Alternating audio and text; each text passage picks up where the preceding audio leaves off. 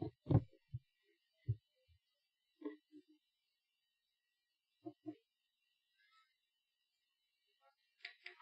you will, we're going to call this meeting to order.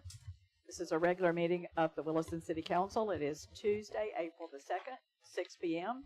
And at this time, I will ask the city clerk to please call the roll. Good evening. Mayor Goodman. I'm here. Council President Jones. Here. Vice President Cox. Here. Councilmember Martin. Here. Councilmember Bullock. Here. Councilmember Hines. She's absent. City Manager Terry Bovard. Here. Attorney Kirsten Ballou. Here. City Clerk Latricia Wright. I am here. And all other staff.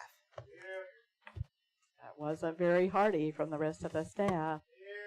I know you're here. Thank you for being here. We appreciate it. And we will start tonight with the opening prayer and the Pledge of Allegiance by the mayor. Please stand with me. Join me if you will. Lord, we come together as a community to do the business that is necessary in our city. And Lord, I ask you to be with each one of these council members as they go about doing the best that they believe that they can do for our city. Guide them, give them the wisdom that they need to deal with all of the issues that come before them. And Lord, I ask you now to be with our police officers, sir. Please don't let anything happen to them. Plant a hedge of protection around them. Give them the wisdom in all of their situations to make the best decisions to keep themselves safe. And Lord, our first responders, I ask you to be with them and protect them in their duties. And Lord, I ask you to be with our country. In your name, amen.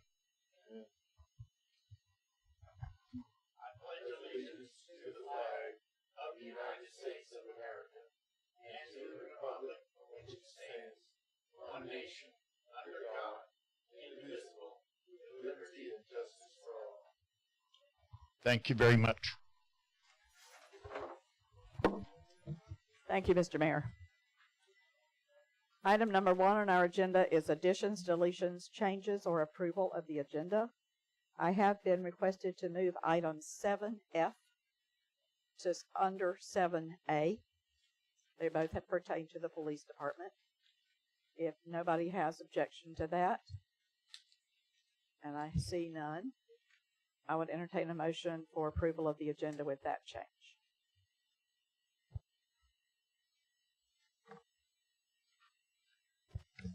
I'll make a motion with approval of the agenda.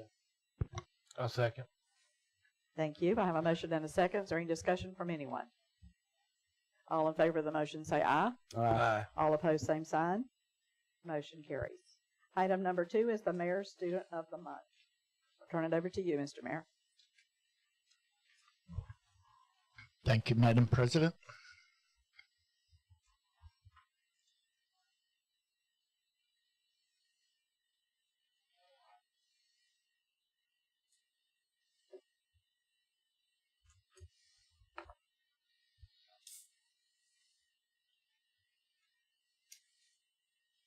Could I please see Miss Ariel Cardosa Eric? Good evening.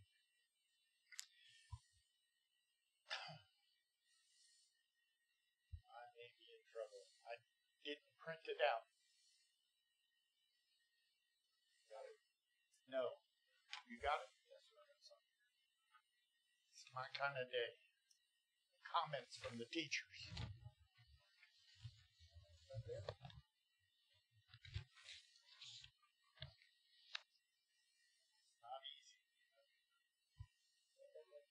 Okay, Ariel, you were nominated by Scarlett McGowan. Do you know who that is? And is it McGowan or McGowan? McGowan, of course. Miss McGowan made the following comments about you. Ariel is a great student. Why am I not surprised? Not only due to the grades, but in her willingness to help others. She never complains about who she is working with. That's amazing. I complain about who I work with. And is always willing to teach others, not just to give answers. Great student and a great person. Ariel also has good grades. And she says, keep up the good work, Ariel. So, Ariel, I would like to present with you this certificate. It says Outstanding Student Award, presented by Charles Goodman, Mayor of the City of Williston, Florida. And this is to certify that Ariel Cardosa Eric is awarded this certificate for academic excellence, leadership, citizenship, and attendance. You're just a perfect child, aren't you? At Williston Middle High School, given the second day of April 2024. Would like to hand this to you. And do not leave, please. Because there's people up there that think you're supposed to buy their pizza. But that's not the way this works. Okay? Don't listen to them. This is a pizza from Domino's Pizza. It is a 14-inch, 2-topping pizza. And you are allowed to share it with anybody you want except city workers. Okay? Now, if you'll wait here just a minute, because I have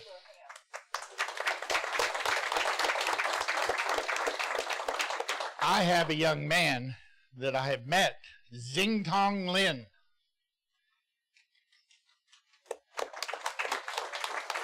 Zing Tong Lin. Nominated by Mrs. Scholl and Mrs. Maccabee, who made the following comments. John. For any of you that don't know what Zing Tong means, it's John. John is an exceptional student. He works hard and sets a great example for his peers. He is kind. I can see that in your eyes. And a great friend. John is well-mannered, respectful, and driven to do his best, and sets a great example for other students. John is such a bright light and a blessing to both his teachers and all those around him. John, I would like to present you with this certificate, and it says Outstanding Student Award, presented by Charles Goodman, Mayor, the City of Williston, Florida. And this is to certify that John Lin is awarded this certificate for academic excellence, leadership, citizenship, and attendance at Joyce Bullock Elementary School. Would you hold this? Now, I heard some people trying to tell you you had to buy them pizzas. Thank you. We won't name anybody, but do not buy those people pizzas, okay? So this is a certificate from Domino's Pizza for a 14-inch, 2-topping pizza. What toppings are you going to get? You don't know? You want some suggestions? Pepperoni. Okay. Could I get a hand for both of these young people? So has Daisy came in?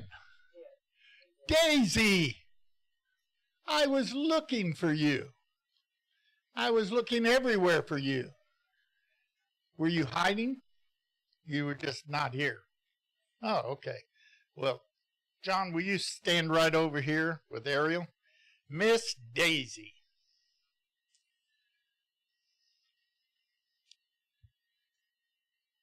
You were nominated by Scarlett McGowan, who made the following comments. Daisy is a wonderful student. I can tell that you're a star. You know how? You have a star on your face. She has excellent grades and a super positive attitude, and is always willing to help her teachers or peers. It is her willingness to lend a hand to help others in need that make her a clear winner for Student of the Month. Miss Daisy, I would like to present you with this certificate. It says Outstanding Student Award, and it is presented by Charles Goodman, Mayor, City of Williston, Florida. And this is the certificate. Now you're going to have to help me, okay? I'm going to massacre your last name. Daisy Cifuentes? Cifuentes. So the C is pronounced and the I is not. Learn something every day. Cifuentes is awarded this certificate for academic excellence, leadership, citizenship, and attendance at Williston Middle High School, given this day, the second day of April, 2024. Charles Goodman, Mayor of Williston. Now, Daisy, you can share your pizza with John, but not with those guys, okay? So I have here a pizza that is from Domino's Pizza. You know where they are? I'm not surprised. And this is for a 14-inch, 2-topping pizza. So, Daisy, this is the most important question. What toppings are you putting on a pizza? Yes! My girl. Good job.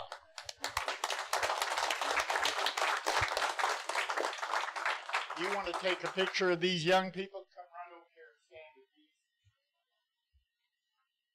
Right back here.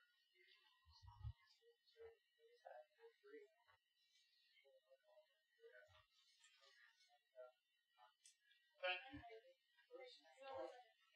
Oh, wait, come back here. Come back. Flip it over so the certificate is out, not the pizza, because there are people that want to take your pizza.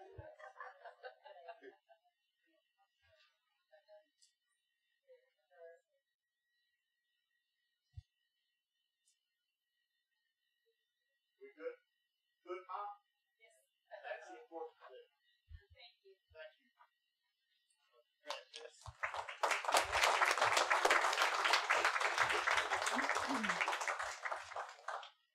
The next thing on our agenda is item 3. It's a proclamation also by the mayor. Sorry, I was trying to catch you before you got around. Recognizing April as Water Conservation Month.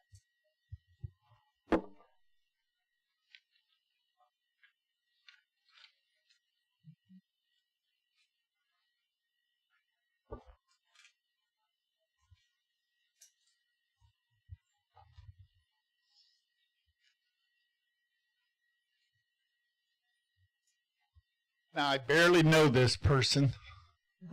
Ann Larkin, would you please come up to accept this proclamation? This is a proclamation. In case none of you are aware of it, water is basic and essential need. Water is a basic and essential need of every living creature. Whereas the state of Florida, the water management districts, and the city of Williston are working together to increase awareness about the importance of water conservation. And whereas the city of Williston and the state of Florida has designated April, this month, typically a dry month. Tell us that tomorrow. When water demands are most acute, Florida's Water Conservation Month to educate citizens about how they can save Florida's precious water resources. And whereas the city of Williston has always encouraged and supported water conservation through various educational programs and special events. And whereas every business, industry, school, and citizen can make a difference when it comes to conserving water. And whereas every every business, industry, school, and citizen can help. I almost sound like I'm repeating myself. Okay. Yes, it does it twice. I'm not doing it wrong. I'll move on.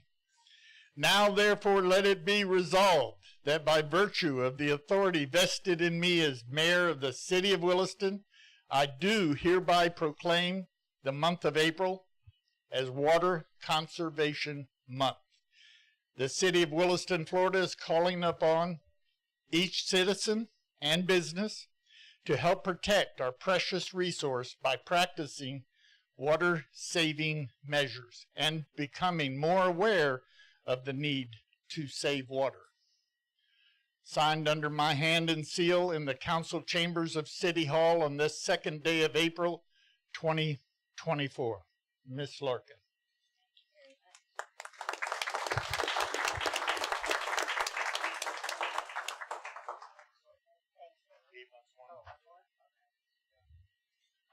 In case you don't know, Ann and I are Ann is here tonight representing the General Federation of Women's Clubs here in Williston, and she's co-chair of the Conservation Department.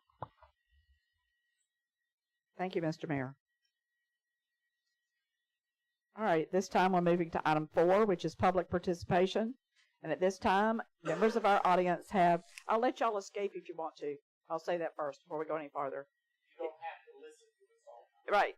If you want to go, if you want to stay, that's fine, perfectly. But I normally pause right here and let people escape if they want to. So don't feel bad if you do, because we probably would run too if we got a chance. Thank you for bringing your children. It's very important. Okay, public participation, and this is a period of time. We have 2 opportunities on our agenda. This is the first of the 2 to make comment to this council and this audience for up to 5 minutes about anything that is not on our agenda. So at this time, if you'd like to speak to anything, please come to the podium. If anyone on the Ring Central meeting would like to speak up, unmute your mic and speak up now. If you will, please state your name and city of residence for the record. Steve Pegram, Dow, Illinois. Thank you, sir. Thank Proceed. you. We just flew in the other day. You have a beautiful city. I just want to let you know that. And Thank the people here are just so friendly, nice, and just wonderful. Thank you. And Nice to hear that. it is. I know it's you've just- been here pretty much all day. Yeah, Yeah. it's wonderful. we I appreciate did actually brought you guys some T-shirts, and I forgot the city attorney and the city manager, and sorry about that. I did find one for you though. We appreciate it. And to get off with the T-shirts real quick, those are our Christmas T-shirts. They were extras that we bought for Santa School in Midland, Michigan. So that's why those look like that. These are our actual T-shirts that we have every day. I don't know if you've noticed the red ribbon. The red ribbon is for drug awareness. We've lost 2 children to drugs, and this is a big part of Got Faith to us. So, anyway, and I did bring you guys a pamphlet, and I'm just going to run through it with you. If you can go through it with me real quick, and I'm not going to tie you guys up. I am basically, we've got a ministry in Jerseyville, Illinois. We prayed over a hospital that was empty for 9 years. Prayed for 2 years for this hospital, that we wanted this hospital. And 2 years later, 2 years after that, the lady called me up and said, "Hey, you want a hospital?" I said, "Yeah, we can't afford it though." "No, we want to give it to you." And it's just God at work. But we've turned this hospital into it's more like a community thing. Whatever the community wants, that's what's in there, basically. We do have a food pantry in there. We've got, on Thursdays, we've got a Kramunchkin room. I don't know if you guys know what Kramunchkins are. Kramunchkins are older people who love to have free coffee and free donuts on Thursdays. Cool. And it Love gets them, it gets them out of their house, basically. And it's a good place for them to come. Check on each other. You're right. There is a sewing room there. Basically, every room we've got there has got something in it. There is a sewing room to teach people how to sew. We are working on a canning room to teach people how to can. There's a chess room. People who play chess. Free haircuts. There's a beauty shop there. Free haircuts. There is a Martha's Closet, which is clothing. 80% of it's brand new from Walmart and Cato's. And we charge $2 for every item. What we do, there are people come in there every once in a while and are wanting free stuff, which we've got no problem giving people stuff, but we ask them, hey, can you come and hang clothes for maybe an hour or so to get your clothing? 80% of those people never come back. So, but the ones that do come back, they get their free clothes, unless it's a house that burns down, women that's having problems at home, or let's see, what else is there? This is my wife too, my beautiful wife Cheryl. And I know you were here today looking at our hospital. And I was. That's what I heard. I'm sorry I couldn't meet you earlier. Oh, that's fine. What it was, there was some people that came into our place to help us. And they actually were from 12 miles away from here. I've never met them before in my life. And they said, hey, there's a hospital in Williston that would be perfect for you. You're doing such a great job here. So the Lord put it on my heart. I made some phone calls, and we're here. And I went there today. It needs a lot of work. It's actually in pretty bad shape. Yeah. But here's what, they sent me pictures, and this is what I thought about the pictures. We wanted to make sure you knew what you were getting into before you got here. Right. But I've got 38 years of sobriety, and if you would have saw me 40 years ago, my life was worse than that hospital. And if God can change my life, He can change that hospital and turn it into what the city wants. Yeah. And work together. Yes, sir. And I honestly believe that. I honestly believe that's why I'm here. God has brought me here for that. And it's up to God. If He wants us to have it, we will have it. Yep. I understand you've spoken with the receiver already. Yes. Good luck with that. Yeah. I hope you have more luck than we've had getting responses from it. Right. In all honesty. Yeah. He didn't say Like you yes, and said. he didn't say no. So That's good. yeah. Just need and a that's price. what I thought. Just too. need a price. Right. That's what we've had trouble getting. Gotcha. Yeah. So if I can just kind of run through this real quick. However much time you got left on that thing over there. Oh, you're kidding. No. Holy moly. Okay. Yeah. Well, let me run through this first one real quick. All right. This here is a bookmark. And don't read it now. Read it when you get home. Okay. This is from my daughter's funeral. Is what I read at my daughter's funeral. And there again, the red ribbon is for drug awareness. And if I can speak a little bit later, maybe, possibly. And we'll go through the rest of it real quick.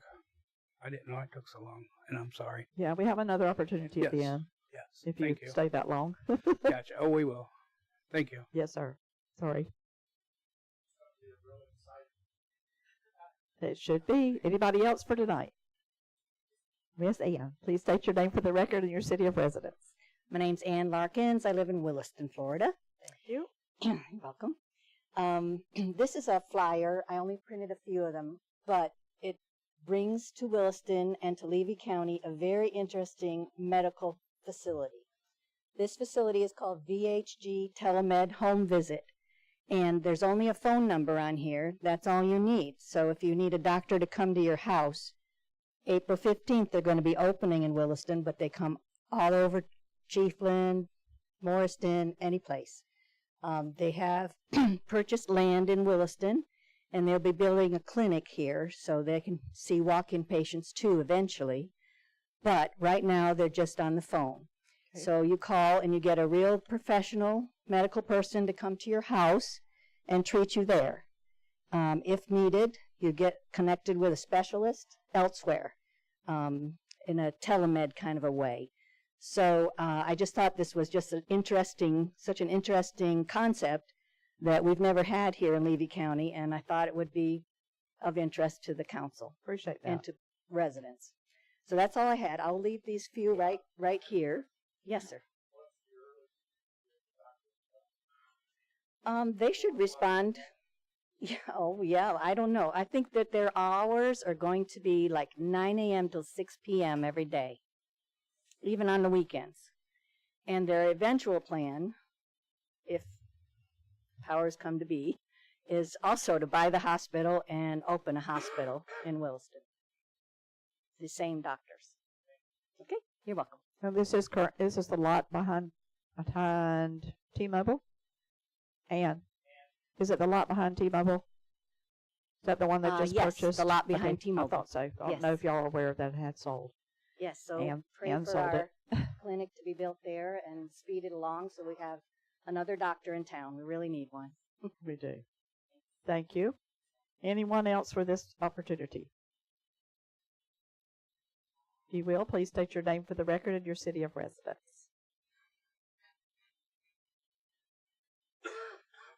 Robert Langen, Williston. Yes, sir. You know, we just gave an award. Y'all just gave an award for water conservation.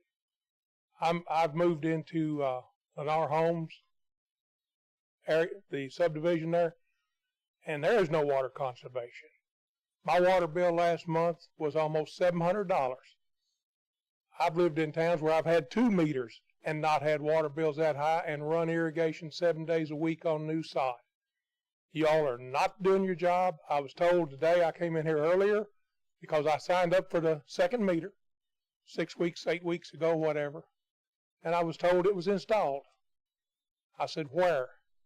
She couldn't tell me, so she called somebody. Turns out it's not installed, even though the work order had already been closed out. You all are doing a poor job of managing subdivision, and also we have talked to people immediately outside our subdivision, and their water bills are about 1/3 of what ours are. I had one man tell me, told my daughter, he shut his irrigation off for a month, and his water bill didn't go down. There's something going on out there, either internally to the city piping or the irrigation, and boy, you all have made a cluster out of that subdivision with water bills. I don't know how people are paying $1,800 a month water bills. I mean, I just don't. But it's in the city. I mean, it's your all's jurisdiction. You all approved it, the subdivision. And granted, I'm not saying Lamar's not got a dirty hand in this thing too, but you all have got a lot of water problems out here to be talking about water conservation because you're not doing it. End of discussion. Thank you. Have you talked to anybody before today at City Hall? Oh, I've been up here since I bought the house on the 18th of December. I got my first water bill in January, and I've been up here. I work out of state, so I come in here every time I come in. So has anybody looked at his water I bill? have sent. I'm talking to staff at Okay. the moment, if you will. I'll take it off your time. Yes, ma'am. I don't know if this gentleman has had one of our techs out to do an irrigation visit. We've been doing those with the residents that have allowed us to. We did a presentation and met with many residents of Country Lane Estates back a couple of weeks ago. We went over all the issues on the irrigation side, which is the customer side. There was a problem with the work order. He is correct about that. Today I came in and our technician had filled out the wrong work order for the wrong house. We corrected that, but that's why the girls up front were incorrect, was because a technician on our side made a mistake. We've set up an appointment with him to rectify that, I believe, on Thursday to get the meter installed. And but as far as the high water usage, the meter's accurate. And it has a lot to do with the irrigation systems that are being installed, and that has nothing to do with the city. That was not put in by the city. It's not managed by the city. I can tell you when Lennar built the homes, we asked them to put an irrigation I meter understand all in that. at I've been every told house. all that. Well, and they But- did not. Let me tell you, the water irrigation, I have backed my water irrigation off from what it was from my first bill. It's higher now than it was 2 months ago. Then it must be leaking underground. I have no soft spots in the yard, and I work construction. I work heavy industrial construction, so if there's a water leakage, I'd find it. Well, then we will ask the staff to check that And for this, you. and this is also the first I've heard about any irrigation inspection by the city. Oh, we've first done time I've it heard for probably 3/4 of the people out there. Again, first time. Only previous call I've got, other than me coming down here, was I got a call about 2 weeks ago Well, I know they From went the door to city. door for a while. from the city to want to know if I would come down here because you all in Lennar were going to have a meeting. Mhm. I was in Utah working, Okay. so my daughter came down, and Lennar never came up, never showed up. But that's the only communication I've had from the city. Well, we've been out You all there. got water issues. No, Lennar has water issues. If the gentleman would get my card, I'll reach out to him with the irrigation. I appreciate that. A lot of what we found is the water lines underground are broken because they put the water lines in after they did everything else, before they finished everything else. Some of them they planted trees and interrupted the lines. I mean, there's a lot of, and I know you're saying you need a there should be a wet spot, but a lot of them did not.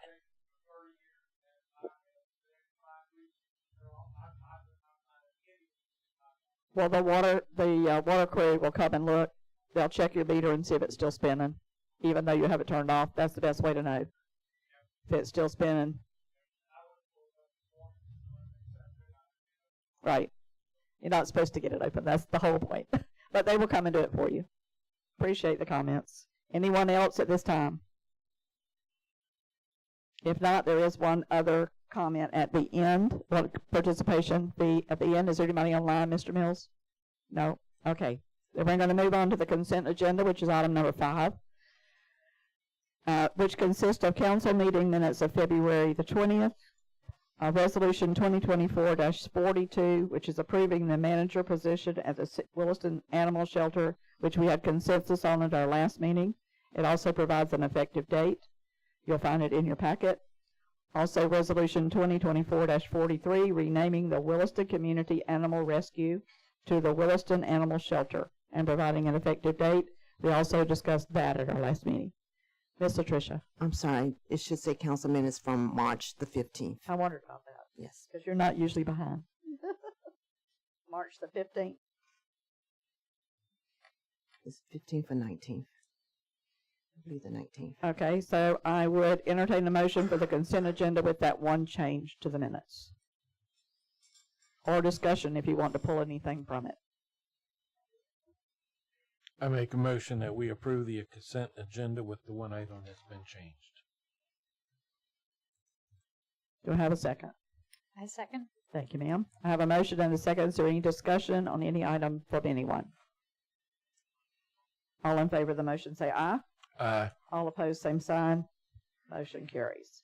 Item number 6 is updates. This is staff, board, and council updates to begin with. Again, this is a reminder that you should ask your questions for updates at this time. We'll start with the city manager, Terry Brevard. Thank you, Madam President. So, I'll be real brief. I know we got a long meeting ahead of us. So, a couple things I can bring you up to speed on is that our line of credit from Seacoast Bank that we anticipated being here today will not be available until the next city council meeting, but we will have it on the next city council meeting for that. Also, just to let you know that we are now talking to GFL. It's time for us to consider renewing their contract. There's a clause in it for a renewal up to 60 months. So we're going to be entering into discussions with them about that. I will tell you that renewing it on its as a whole, the way it stands now, is something I do not agree with. There will be some suggestions, tweaks, and adjustments with the contract to take care of some areas of deficiencies that we've found over the last several years. So administratively and some other things like that. And that's all I have. Unless you have any questions on the GFL contract, or if you have anything on the loan, I'll probably pass on to the staff. You want to have a question for Mr. Brevard regarding those issues? If not, Thank you. we will move then to staff updates. Anyone in the back there with an update? Nope. Okay. You're sure? Uh-huh. I knew if I waited long enough. Mr. Bishop. Don't forget about the work in the park for the mayor this weekend. Thank for you. Peggy O'Neill. 9 a.m. 9. This weekend. Saturday, 6th, April 6th, I believe it is. Right? Okay. Perfect. He didn't say it, but he said this weekend. So it is Saturday, the 5th, the 6th. Any other staff member have anything at this time? All right, I'll start with the council. Mr. Bullock? I could do it at the end, but the basketball thing, I think we've got that in motion to the last Saturday of the month to do an event for them right here for winning the back-to-back state champions. I believe there's going to be bounce houses, food trucks, and I'm going to try to get the mayor to present them with an award and recognize them for their second state championship. Are you doing it where? Right at the pavilion. At the pavilion. Thank you. It'll start at 10, and they're going to get an escort at 10 that morning and on the fire truck to here. And then we'll have everything already From the here. school to here, and then do it here. So it's not a parade, but people can line up and wave. That's good. All right. Thank you for organizing that. Mr. Cox? Nope. Ms. Martin? Okay, I'll back up Mr. Mayor. I don't either. We're doing good. All right, I'm turning the page. Maybe. All right, item number 7A, discussion with possible action regarding USDA grant, Police Chief Mike Rolls and Finance Director Stephen Bloom, who I believe is online. Mr. Bloom online? Okay. Chief Rolls. Madam President, Council, thank you for this opportunity. As we have spoken before about the USDA and the percentages that it has dropped, I'm here today to talk about the USDA, the 15% that the city of Williston is eligible for, and that is based on the MHI for Williston, which is, according to them, currently $51,760 with a population of 2,976. That is what has gotten us down to the 15% for the USDA. I have spoken with Stephen Bloom, our finance director, about the makeup of the monies that will be needed to purchase one vehicle, not two, only one, at the 15%. And we have come up with some solutions, possible solutions of how we can make those funds up, which is going to cost some cutting and some reallocations of some funds within the police department's budget. And Stephen, you can jump in and help me out on this anytime you want to talk about the funding that we have identified that we could possibly use to offset the cost of the vehicle. Yeah, good evening. Can you hear me okay? Do you have a microphone, Mr. Mills? Yeah. Go ahead, Mr. Bloom. We hear you. Great. Okay. So yeah, just to kind of briefly touch on what the chief said. So what we're going to use, if provided permission, would be to allocate from other accounts within the police department. We would not be increasing the police department's budget. We would be basically using up any one-time, position adjustments or money from open positions to cover the differential between the smaller amount that the city will receive compared to what was budgeted. Okay. Any questions for Mr. Bloom or Chief Rolls? All right. What he needs tonight is consensus to do this so that he can bring us back a resolution. So if you have questions, this is the time to do it. All right. So I would ask for consensus. Anybody think that's a good way to get the car? Mr. Mary, have any comments? I could not hear Steve. Oh. He said they were going to reallocate funds that were within the police department on unused positions. For the car were coming from within the police department? Yes, sir, that's what he said. Other than the 15% from USDA. That's what I understood. It's on. Yeah, 2 feet away doesn't do it. So my question is, what about the other funds that we have, like the ARPA funds? Can we not use those, Stephen? Mostly infrastructure use. Yeah, those, and hopefully you can hear me. Those really primarily for the infrastructure and has been allocated out. I mean, Has already been allocated out? Yes. Stephen? Yes, sir. Okay, thank you. Our police department budget is already strained. If we have to absorb all of this, there has to be some kind of changes in that budget format. We can't have our officers on bicycles trying to run down cars, and we must have the cars. So it's up to the council to find a way to do this. I think it's the council approved the things that caused us to lose all the funding. And we budgeted not knowing we were losing the funding, and I think that the council needs to look seriously at other places to get some of this money to get these cars for the police department. Thank you. I'm not quite sure what you mean by that. I mean, obviously we expected the USD grant, but we didn't cut significantly. I didn't say we cut. That's what I heard. Well, then you should listen better. What I said Was that the council approved the subdivisions and things that people came in with a higher income, and that is what caused us to lose. We went from 75% to 35%, and now we're down to 15%. And all of that is coming out of my police department's budget. I don't know how much you think we can absorb. I think that the chief is going to be scratching, trying to find money.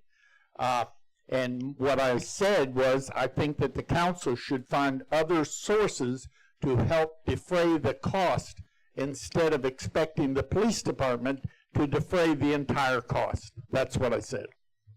And what I heard from Mr. Bloom was that we have the funds available within the police department to do that. At this, because we can't change the budget this year. No, not by cutting, by moving money that's already allocated in a different place. That's what I heard him say. Madam President, if money is allocated, that means you have to not use it for the thing it was allocated for. That means cutting. I realize that. Thank you. It's not really cutting, it's reallocating.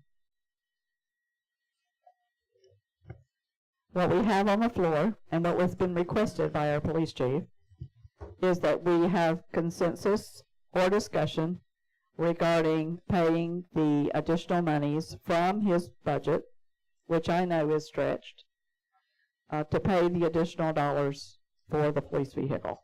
He's asking for the vehicle. And Madam President, I'll say, normally we get 2 vehicles through USDA, but due to the percentage cut, we're only seeking 1. I think that's all we could probably afford to squeeze out. Yeah. And you're right, it will be some scratching and some digging, but it's something that's got to be done. So we got to figure out how we could do it, and I just hope we can all work together on it. It's either that or nothing, and you need more than nothing. Yes, ma'am. Yes, sir. That's what I'm hearing you say. I got it. I'm sorry. You want to go ahead? Mr. Bishop, did you have your hand up? I'm sorry. I'm sorry. I just have one quick question. I thought last year we come up with some extra money and you found some vehicle that was a good cost. Was that the year before? Did we get 3 last year instead of 2? I think we did. Yeah, we did. We were able to do the same thing that we're trying to do now, is scratch and dig and find. We did. We used the deputy chief's unused portion of his salary to do that. Yeah, that's correct. So I don't have a deputy chief now, so I Right, can't but use that his can salary. possibly help float us through this 1 year as well on that other vehicle, or What's that? that other extra vehicle we purchased last year. Is that going to still, with the vehicle you're trying to get now, is that going to help float through this year and still be fine on vehicles for this year? It will help. It'll help us, but it won't help the rotation that we, rotate the vehicles out of service once they reach a certain limit. But yeah, of course, anything will help. I mean, so that's why we're asking for one and not two. Yeah, right. That's what I thought I remembered us getting an extra. You're exactly right. I think Mr. Bishop had something he wanted to say. Yeah, Mr. Bishop. Mr. Bishop? So if we could ask Stephen, I believe my 25 for my front end loader from last year is still in my budget. If it's still in my budget, I would be entertaining the idea again this year as I did last year. If he could use it, I would allow that to go to his way. Do you not need a front end loader? It's You for the, shake your head it's at for me, the but I sale. think No, that- it's for the sale of the old one that we got rid of. Oh, the 25,000 for the sale of the old front end loader. Gotcha. Not for the purchase of a new one. I'm with you now. Stephen, could it be reallocated? I know that's a totally different budget. One's utilities and one is general fund. Yeah, we can take a look at it. As you know, we're still in the early phases of our rate changes, so I wouldn't feel comfortable yet making that type of a budget allocation until we've got a couple more months under our belt. Okay. And I would concur with that. Thank you, sir. Appreciate it, Mr. Bloom. Any further discussion or comment? How y'all feel? What we gotta do? So as of right now, they're still just digging a little deeper, correct? We're not making the full 100% decision right now. Right, that's correct. It will come back with a resolution if we give consensus to do that. I give consensus. To bring the resolution. Okay, you have consensus. So bring us a resolution at the next meeting. Okay, thank you. All right, we Thank will you, go. council. Thank you. Yes, sir. Item F is where we're going next because we moved it on our agenda. Resolution 2024-49, a resolution of the City Council of the City of Williston, Florida, approving a sealed bid auction for surplus property for vehicle number 141 and vehicle 161. Chief Rolls. Okay, I was gonna wait and mention that on when we got to this topic. What we're requesting is we have some old vehicles that we removed from our fleet that have reached their lifespan. So we're, as we've done many times before, we're requesting permission to surplus those vehicles and do a seal bid on them. The monies that's collected from that seal bid will also be calculated in the cost of the new vehicle that we're trying to obtain. So we're doing everything we can to try to get that money. So I just need permission to sell to surplus those two old vehicles and sell them. These are vehicles that another small department could use. These haven't been wrecked or anything. No, they haven't been wrecked. They're just at the end of their life cycle for us. Okay. And they're getting to the point where they're starting them mechanically and maintenance-wise costs a lot of money. So we removed them out of the fleet. We do planned on having that sealed bid, which if we donate the vehicles, there's no sealed bid, there's no revenue coming in to help offset this cost of the vehicle we're trying to obtain now. So therefore, we're going to do the sealed bid, try to obtain that money to help offset this cost. Okay. But if I do get one, I can give it to a small agency. I will, Mr. Cox. So can I add some clarity? Just and maybe Absolutely. And I don't want to speak for the chief. The chief and I have talked about this, and coming from that side of the house and understanding what it means that those vehicles are on an 8-year rotation, and in order to keep up that rotation, you really either have to do like Commissioner or Councilmember Bullock said, buy 3 last year and 1 this year, and kind of puts you in the same position you are. But and we are going to have to look forward to next year's budget of how do we buy 2 vehicles to continue with that 8-year rotation, and that's what he's really faced with. And I can buy a $12,000 truck, a $7,000 Explorer, and I'm perfectly happy riding around in that. But obviously, if you put a police officer in a police vehicle, and all of a sudden he's in a pursuit running 140 miles an hour, that's a totally different story. And so we're working together, talking about it. And I don't want y'all to think that we're not, that we are. We are in discussion. So just keep in mind that rotation is the way it's set up is 2 years, every 8 years. And then actually the 9th year, they go to the airport. Yeah. And Benton enjoys the having those vehicles out there. And yeah, they're wore out and yeah, they're old, but it's a vehicle. Yeah, some of them still look pretty good. Yeah. So we are keenly aware of this. I support what the chief is doing. I think we'll be able to find the money. I think staff can work this problem out and going forward, and we'll be able to make sure that the needs of the police officers are met. Just a little clarity. Chief, is that okay? Thank you very much, City Manager. Thank you for your support. Okay, so what we need is a motion for Resolution 2024-49. I'll make a motion to approve Resolution 2024-49. A second. I have a motion and a second. Do I have any further discussion? All in favor of the motion say aye. Aye. All opposed, same sign. Motion carries. Just a point, in the resolution, it lists the vehicle as the same vehicle twice. In the resolution itself. It says vehicle number 141, and it gives a VIN Dodge Charger, and then it says vehicle number 161, and it says Dodge Charger with the same VIN. So I don't Okay, so they must have different VINs. Well, the one I'm looking at right here is a different VIN. Page 72. They must have changed it because that one's got 96 and 93. But we will check it before we sign it.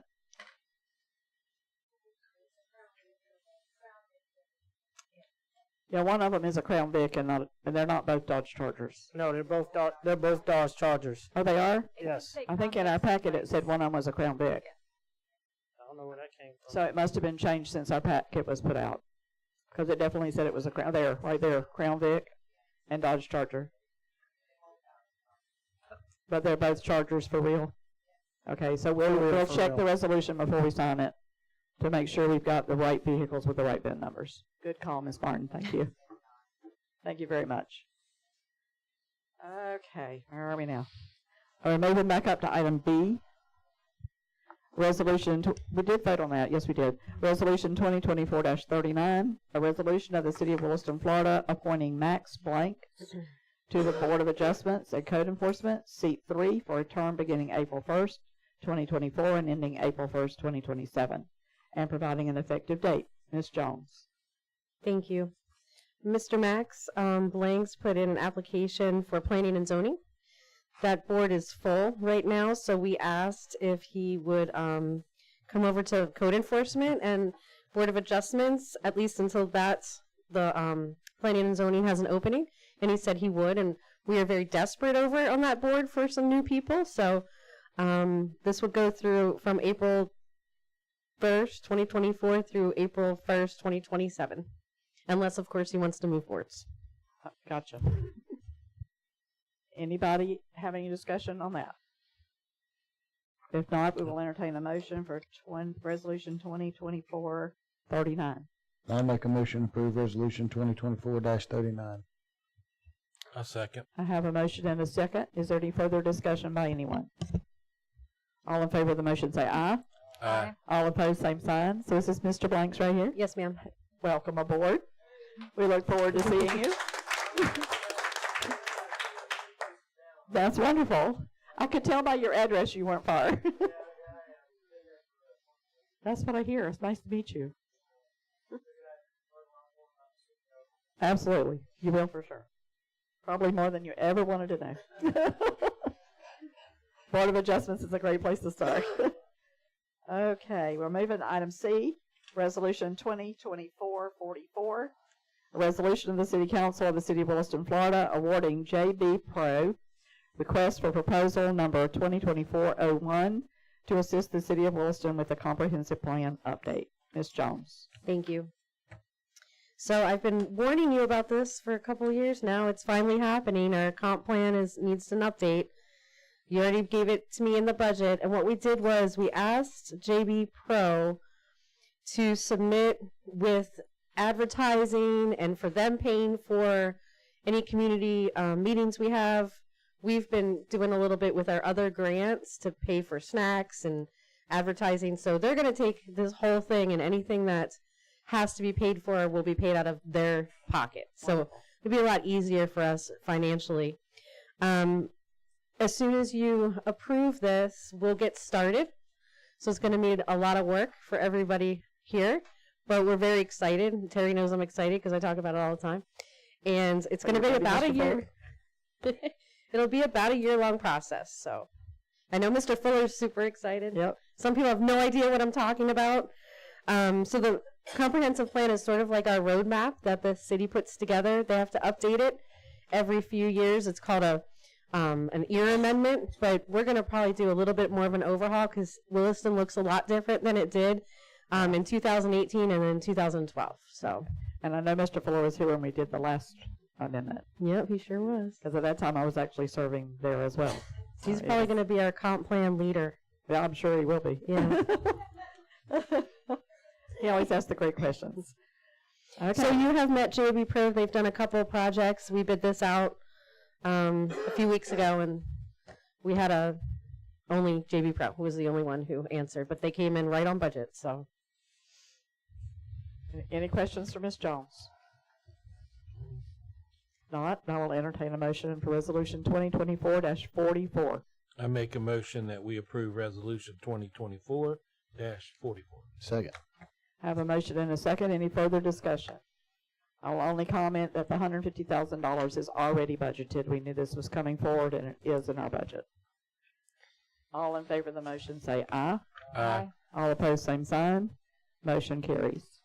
Item D, Resolution 2024-45, a resolution of the City Council of the City of Williston, Florida, amending the Building Department fee schedule attached in Exhibit A and providing an effective date. Ms. Jones. Thank you. Our building department subs out our building official. He's the guy who goes around and does the inspections and actually approves our permitting. We use Safe Built, and they recently exercised their right that was in our contract to increase 3.7% for CPI in January. And our city manager reminded me that we need to then increase our rates 3.7% so that we're not at a loss this year. So that's all this is. I'm updating our building permit fee schedule. We did make it a little bit easier to read, we think. And we put on the bottom the Levy County impact fees so people aren't surprised by that, because sometimes they get their permit and it's $125, but then there's the extra impact fees or whatever. And then we also added a right-of-way permit, which we're getting a lot coming in. So we are doing a lot of administrative review for it, but we weren't getting any money. It was free. The changing the demolition permit. So it was 100, and now our minimum probably should be 125 or something like that. So we went ahead and upped it. And then the house moving permit was 100, so we just upped that to 125. So this can all be done by resolution. It's not in the ordinances. So I'd say if you can find anybody to move a house, you're doing better than me. Because I've tried. Haven't we, Mr. Stiegel? You've tried to move it. It's usually a mobile home. Oh. Because we can't find anybody to move a house. Yeah. All right. Quick question. These Yes, are ma'am. not the impact fees that were discussed in regard to future subdivisions and No, these are permitting fees that we already had, but we just added at the bottom the Levy impact. It looks a little bit different. What page is that on? Because It's on page 58. So the resolution looks a little bit different than it did for before the fee schedule, because we added those couple things, and then we never had the Levy County impact fees on our fee schedule. The other problem with that is if that changes, we need to update our resolution. And I would say that what she's talking about when she says Levy County impact fees, they don't have anything to do with us. It is the school board. Yeah, it's for impact new fee, houses. and it's the EMS. We impact pay fee. that. They pay, the new Just for the builder would audience, pay I'm us, and then letting we them- pay Levy County. No, that's what we're talking about. Yeah. Right. Okay. So there will be, once the planned future impact fees are agreed upon, then we'll have to alter this again, correct? We'll either put it here on the building permit fees, or we'll have its own resolution. Yeah, we'll decide how to do that. Or we'll have to do an ordinance for that. We'll do an ordinance, but hopefully we can change it by resolution. Yeah, that's very true. We haven't passed that. All right, any other questions for Ms. Jones? Anyone at all? All right, I'm going to entertain a motion for Resolution 2024-45. I make a motion that we approve Resolution 2024-45. It's 48, ain't it? Is it 48? Oh, wait, maybe I'm wrong. It is 45. I'm sorry. 45. Yep. I'll second it. I have a motion and seconds. Any further discussion from anyone? All in favor of the motion say aye. Aye. All opposed, same sign. Motion carries. Item E, Resolution 2024-48, a resolution for the City Council of the City of Williston, Florida, establishing authorization for the Williston City Council President to sign an agreement for project-specific professional services with Wright Pierce, Inc., and provide an effective date. Mr. Barber. Thank you, Council President. I almost didn't think I had to present because I thought Councilman Bullock was about to prove it there for a second. So almost. So we've been talking about, I believe, Dennis, in October of last year, had come before you guys and given you a big presentation on an EPA ruling that discussed a mandatory change in lead service lines. And this is both on the customer side and on the city side. He went through that presentation. He went and talked to you guys about the different things that were required as far as steps that needed to be taken. And so what this proposal here is, and Dennis had a scheduling conflict, so Walt's going to get up here in just a moment and go over the proposal itself. But if you look at page 68 of your packet, what we included, you're going to see this is directly from the Florida Department of Environmental Protection, and we just wanted to show you guys, it was January 15th of 2021. The EPA issued the lead and copper rule revisions, and they've gone into effect as of December of 2021.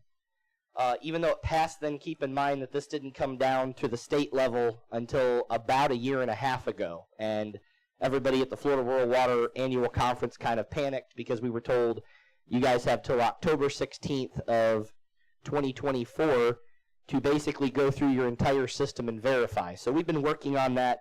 As the presentation will talk about, any house built after, I believe, January of 1989 that can be confirmed through the property appraiser or through other city records, we can automatically take those off of what we have to verify.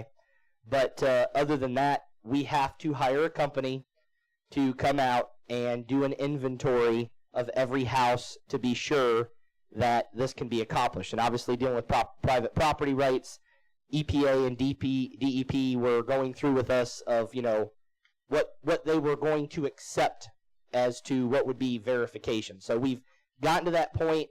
We're working with Florida Rural Water. They have a grant that we applied for, the staff here. We were awarded that grant. That grant is not a traditional grant in that it gives us a flat sum of money. What they will do is they will give us funds based on so much per electronic record that we do through the company that we hire, and then another fee for that company coming out and physically looking at that meter on both the customer and the city side. So Walt will go over those exact numbers, but there will be a cost left over that the grant does not cover. And so that's what will be presented to you this evening. So without further ado, Walt Nickel. Welcome, sir. Hello, Walt Nickel with Wright Pierce. Yeah, I'll just kind of a general overview. So we have really two parts of what needs to be done here. We need to do a lead service line inventory and a lead service line replacement plan. And this is all just really a continuation and an offshoot of the 1991 lead and copper rules that the US EPA initiated. And this is just an additional phase as we go in. As Donald had mentioned, the rule became in effect in December 2021, but the guidance and how to do it and what you need to do and what you need to report did not occur. I believe it was early in 2023.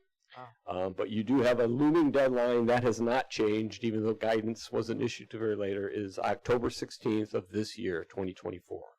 And so what needs to be done is, yes, an inventory needs to be done of all your water service lines, commercial and residential, which is approximately 1,600 service lines within the city. You need to verify that they do not contain lead. If you don't do this, the FDEP and US EPA assumes they all are, and that would cause problems. So you do need to document and prove. Now, there's a couple different levels, as Donald mentioned.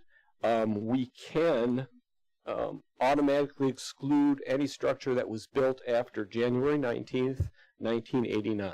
That's when other stringent rules were in effect for the services, for faucets and things of that nature. So we can. So as part of our work, we're going to go through, and that we can get from the county auditor site and property appraiser site, and go through that and weed out a number of homes. We're roughly estimating that should cut down the task, the number of services to investigate, to about 1,000, is what we're estimating right now at this point. We will go through city records to go through, but a lot of the records that you do have, that we've seen and that staff knows, doesn't necessarily document the material.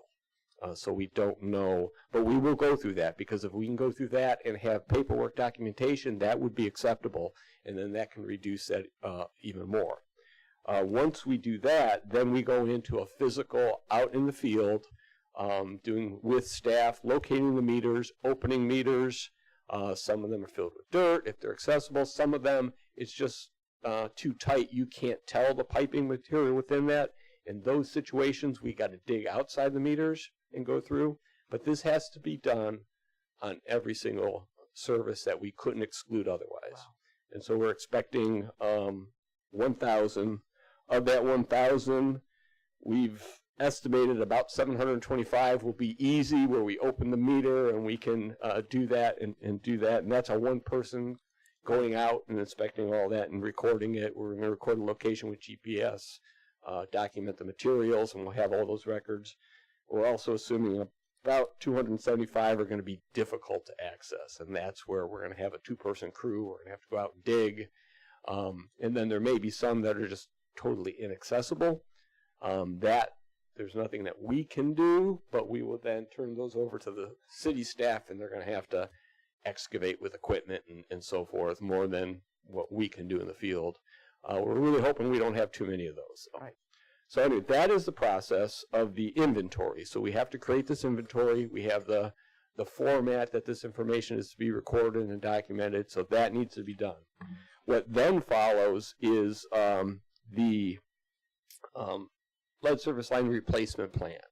And so we then have to, how many lines have lead construction in them? And again, this is from the city main to the house. And then come up with a plan and a prioritization plan. We're going to do that using the guidance that came from FDEP, working with your staff on doing that. But there are a lot of parameters that we're going to look at, is prioritizing basically, are they servicing a child care facility or a school or an elderly care facility or a hospital? Are they in an area with a high number of children under 18? Are we in an area where there's a high density of lead service lines that just are congregating? So we have a lot of those parameters. We're going to create that action list. Obviously, in an ideal world, you can replace them all, but you can't do it instantly. So we're going to have that priority list. Where do we need to do that? That list will be worked out with staff, will come back to council for your review and approval. But that is all part of that, and this needs to be done by that October 16th deadline also. So that is the process. That is the reason why this needs to be done. This is countrywide. This is a US EPA mandate. Wow. It's affecting everybody. And it has to be done. So explain to me, if we find the lead pipes, especially on the resident side, yeah, how do we fix that? We have to work on an agreement with the people, and there could be situations where they don't want us to do it. They don't want the city to do it. That would be documented. Are there any grants available to help? Well, them do that? as Donald has mentioned, we've been in contact with Florida Rural Water Association. Our estimate right now is what they will be funding $71,680 towards this inventory. There's an additional cost to the city of $86,883 that the city would have to cover. So rural water won't cover the whole bill. It will be on the hook for 86. We're expecting other funding opportunities once we have this action plan. Okay. I don't know what those numbers are going to be or what they will be, but we're expecting additional dollars, and we should know more about that. And is any of this in the budget? No, ma'am. I didn't This think was so. not something that was I knew I didn't need that. planned for. This would be something that Stephen would have to address either through increased revenue or something. But unfortunately, the thing is we don't have a choice. It could get more expensive. What will happen on the October 16th date, from what we're hearing from DEP and the EPA, is, Bronson's just dealt with this. Everybody's dealing with this. Even small towns like McIntosh and Micanopy are dealing with this. And whatever is declared unknown, which automatically gets categorized as lead, it will be the city's responsibility after that date to either provide some sort of approved filtration or water, literally like bottled or gallon jugs of water. Wow. And we will have to pay for that in continuum until we identify what those issues are and what our action plan is. So they're basically stating either you put an action plan into effect, or you better be prepared to pay for everyone that you don't verify in perpetuity. Right. So that's why, we understand there's not specific funding for this, but we're going to have to figure it out on our side because it's not something that we have to do it. It's required by just federal one of those law. questions I have to ask. Yes, ma'am. Yeah. For And sure. in part of this, we're getting assistance with utility staff as we go through and do this initial evaluations of that, and that's going to help.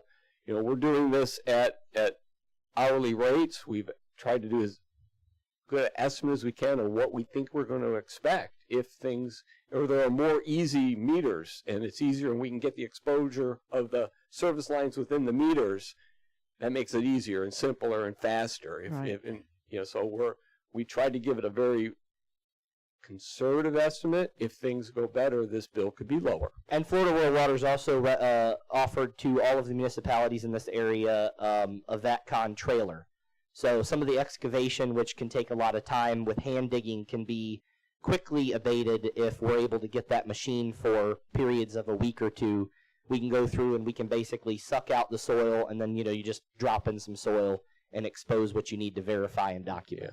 Yeah. In that situation, we're going to flag that as the difficult one Right, and move on and hit Yeah. the easy, and then we can tackle all those. I would suggest that we put a separate flyer in our utility bill to let the residents know we're going to be doing this, so they're going to wonder what in the world we're doing, especially if we're on their side, even looking at things and having to dig up on those difficult ones especially. We need to let them know so they don't have to call us. Let's tell them first. Is there no way that it would cut cost a little bit of this on the ones that are outside of the meter if even the city sent the guys over to dig instead of y'all digging? If they're very easy and shallow, I think it's about. So part of the grant with Florida Rural Water is that the grant will not cover the city staff to go out and do the work. If the city staff tries to do it, they will not give you the grant money. That's crazy. So they want companies to be hired because they don't want you verifying your own things. Well, that makes sense. So it's kind of like, the fox guard and the hen house sort of thing. So the first batch of money, and it can only go up to $75,000. That's why Wright Pierce and the contractor that they will have involved has to be involved. And then after we go through that and max that out, that's where he's saying at the very end, we'll use city staff to abate some of those costs on the back side of that. Because at that point, it will not affect the grant. And that grant, as I stated, can only go up to $75,000 from Florida Rural Water. All right. Next question. If somebody has changed their line from the meter to, say, PVC to their house, but then they have not replumbed anything in the house, I'm assuming you will be testing the houses as well. We are not going in that. This only goes up to the house is Okay. the requirement. And those- nothing inside. Councilman Bullock, those are already addressed. Every year, we send out random samples to residents, and residents choose to participate. DEP sends us a list, and they require us to pick up samples. We drop a sample tube off in a cooler, and then we pick it up a day later, and it has instructions if they volunteer online. Some people in town have done it many years in a row, and what they do is they're instructed to go to certain faucets, like a bathroom faucet, a faucet in the sink, a faucet with the refrigerator if they have a dispenser for water, and they fill up these samples, and then we collect them the next day and send them into a lab. So every year we have a lead verification through DEP. It's a program. So that's why they're not including the insides of the homes, because we're already the DEP's had that program in effect for many, many years. I have lived here all my life, and I have never seen that. We can't choose. DEP, So they're random, huh? DEP randomly reaches out That's to residents, crazy. and they Okay. do more than they need, and they wait to get a response back, and then they provide us the list. All right. When you come up with a house that's lead, how long do we have to replace that line up to the house? Was it till the October 16th? Or No, we have to have a plan of how we're going to prioritize all of that. So again, they realize you can't do it instantly. So, but October we will have a plan.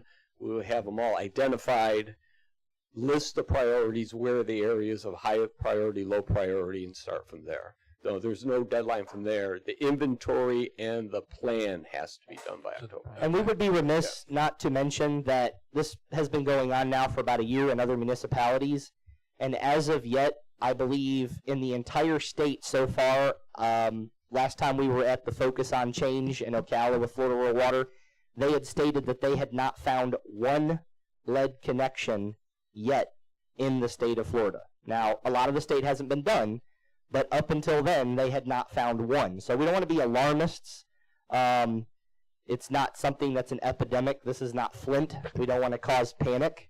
But it is something that EPA, because a lot of the northern states and what some of the ones in the Rust Belt have dealt with, that they basically just made a proclamation on behalf of the entire country, and states out west and states here in the south now are having to deal with this. Why, if the government is forcing this, why aren't they paying for this? Yeah, started to say another unfunded mandate. We do expect to see some grant opportunities. There is some grants right now for some lead mains. In fact, we're looking into some of that in that situation, and we're expecting that there will be dollars. Another question. You said give or take maybe 1,000 homes. So if you do find one, is there a cost to the homeowner if his line is affected, or is this a cost to the city that's going to be fixing it if he agrees to allow us to do it? It would be a cost to the city, and again, hopefully we can offset that with grants. So it would be no cost to the homeowner if it's found. Okay. Even between the meter and the house. That is my understanding, correct? Cool. Yes. Mr. Mayor. Well, we've been talking lead. Are we talking about lead solder in the line? Because they don't use lead for the actual line. So we're got to be talking about lead solder. No, they do. They used There to. are lead lines out there, so it's both. So we're going to look at fittings. We're going to where fittings can be exposed and visible. You're saying And they actually have lead yes, fitting. yeah, lead fittings, lead pipe, Lead lead pipes. pipe. Yes, Before From what year? pre 1989. Yes, yes. So it sounds. I don't want to justify that. Because I've been doing this since 1969, and I've never seen a lead pipe. Yeah, there are or lead. lead fitting. Yeah, there are lead pipes out there. They were used very much. You mentioned Flint, and not to be an alarmist, Flint, Michigan had a lot of lead lines. What happens is over time, when those are first, a scale develops, and it does. The theory was, and the EPA stance many, many years ago was that scale isolates the lead from the water and protects it. In Flint, they changed their whole water treatment process, didn't add the right chemicals that would prohibit that, and that scale disappeared and exposed it to lead, and that was the Flint problem. But they also know we need to get rid of lead in our water systems, and so that is this push. But there are Whether they're here in Williston, I can't say. Hopefully we won't find any or many, but yes, they were used. Okay, thank you for the education. I think we all needed that. We are again to Resolution 2024-48. I make a motion we approve Resolution 2024-48. Do I have a second? I'll second it. I have a motion and a second. Any further discussion from anyone? It's been water night, Ms. Larkins. All in favor of the motion say aye. Aye. All opposed, same sign. Motion carries.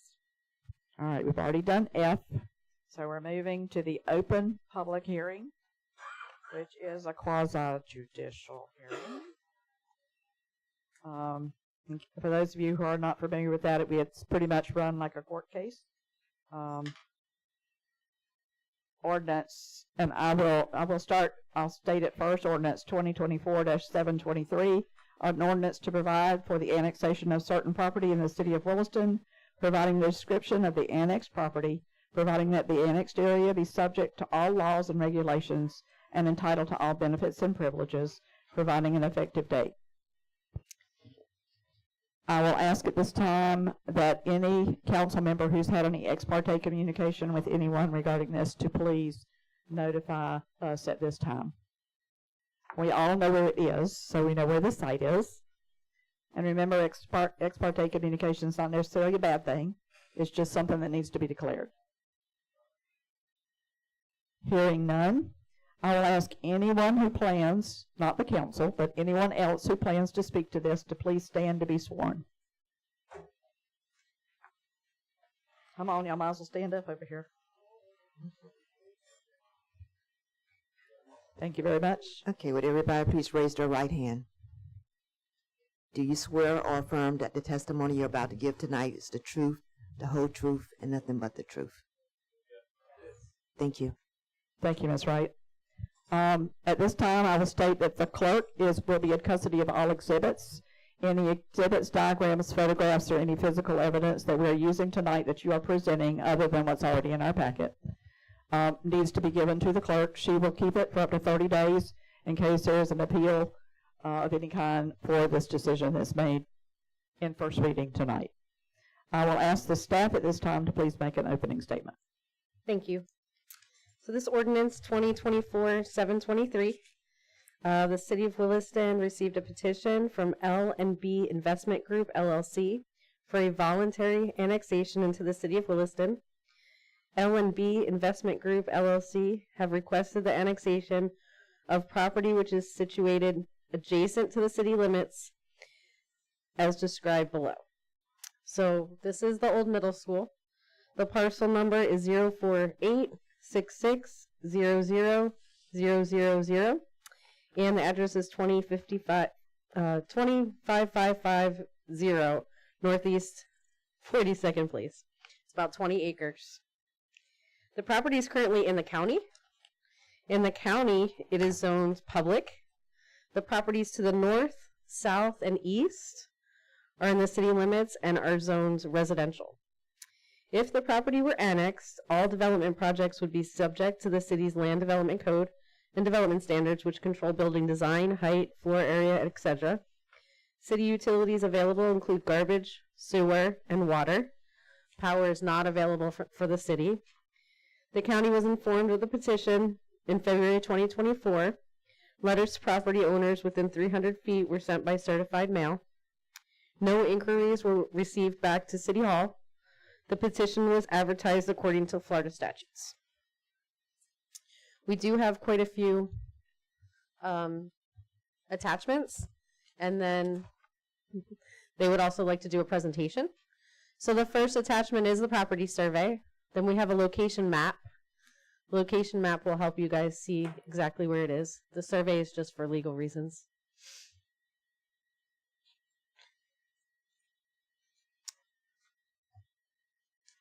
The county zoning map is next, and that shows you to our, to the one side we have county zoning, and then to the other we have the city municipality. municipality is in yellow. So this is actually the county zoning. And so we're not included in their zoning. So we're muni. So they are right now public. I also attached the application and the ordinance itself. Do you have any questions about the staff report?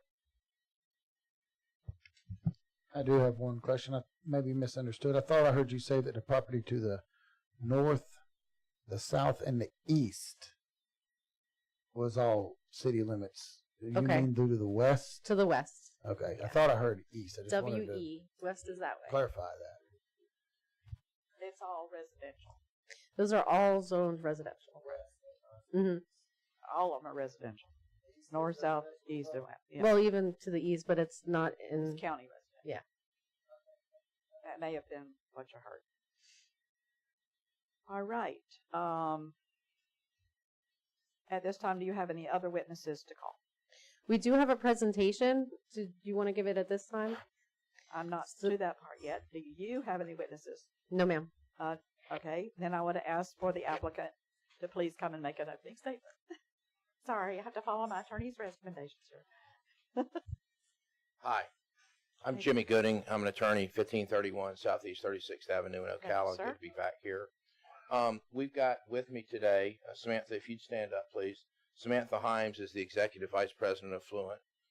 Mike Spellman back there is the real estate representative, and Corey Lamb, a representative of L&B Investment, the owner of the property, I believe, is also in attendance. First, I got a kind of a question for y'all. We do have a presentation that we would like to show in terms of what we do, but we've got 3 items here. Yes, we do. We've got the annexation, we've got the comp plan zoning, and then we've got some changes to the land development regulations. If y'all don't approve the annexation, we can all go home, which I don't want to happen. But what I thought may be best would be to proceed with the annexation, and then we can come back with our presentation and public comment on the land use and zoning. And I that will is the defer order to Ms. that we Ballou. have them in. Pardon? That is the order that we have them in. Okay. Our first resolution is, our first ordinance, 2024-723, and it is the annexation. So all we'll talk about is annexation. Yes. And the question I would want to know if I were y'all is, why aren't you doing this in the county? That was a good question that they asked at PNC, and so I'll get into that. We talked to the county first. The county comp plan is interesting. They establish various areas around the municipalities, and they say within those areas you can only have urban land uses. In other words, under the county comp plan, they cannot assign this property an agricultural classification, which is what we need. And I said, well, can't you change that? And they said, right now we're in the midst of some interesting things going on at the county, and we don't want to devote the staff time, effort, whatnot, to make that change. Therefore, we contacted the city, found out y'all do have agricultural land use, agricultural zoning that could be used for this, but I'm getting ahead of myself. But the point is, the county did not have a land use and zoning that we could use, and therefore we're here to annex. We're glad to annex. It's probably a good thing, as we'll see in a little bit, for the city. But if I were y'all, I'd want to know why it is we're here, and that's why. Okay, thank you so much.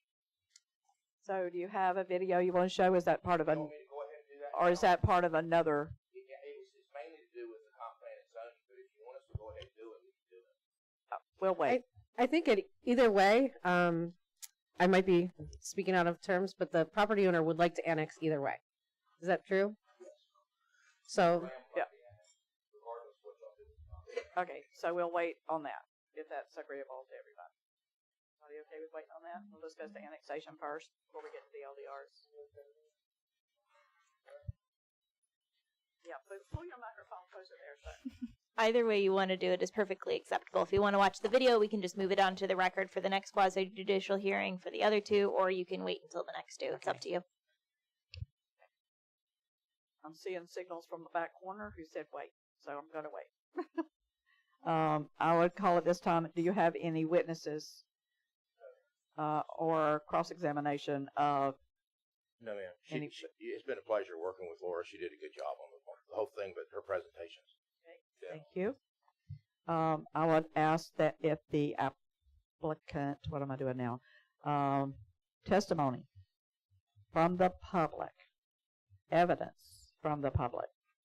Anyone in the public have anything they would like to say or present? Either in opposition or support.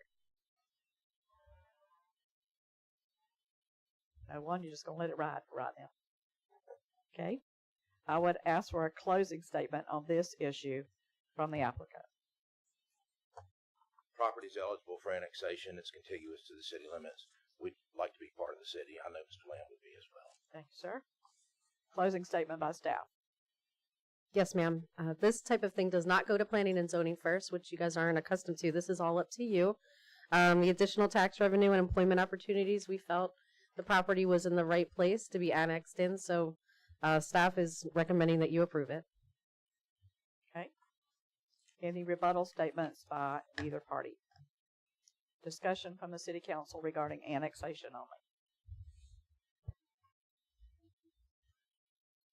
The last time this piece of property came available, did we not have this discussion about annexation? We did.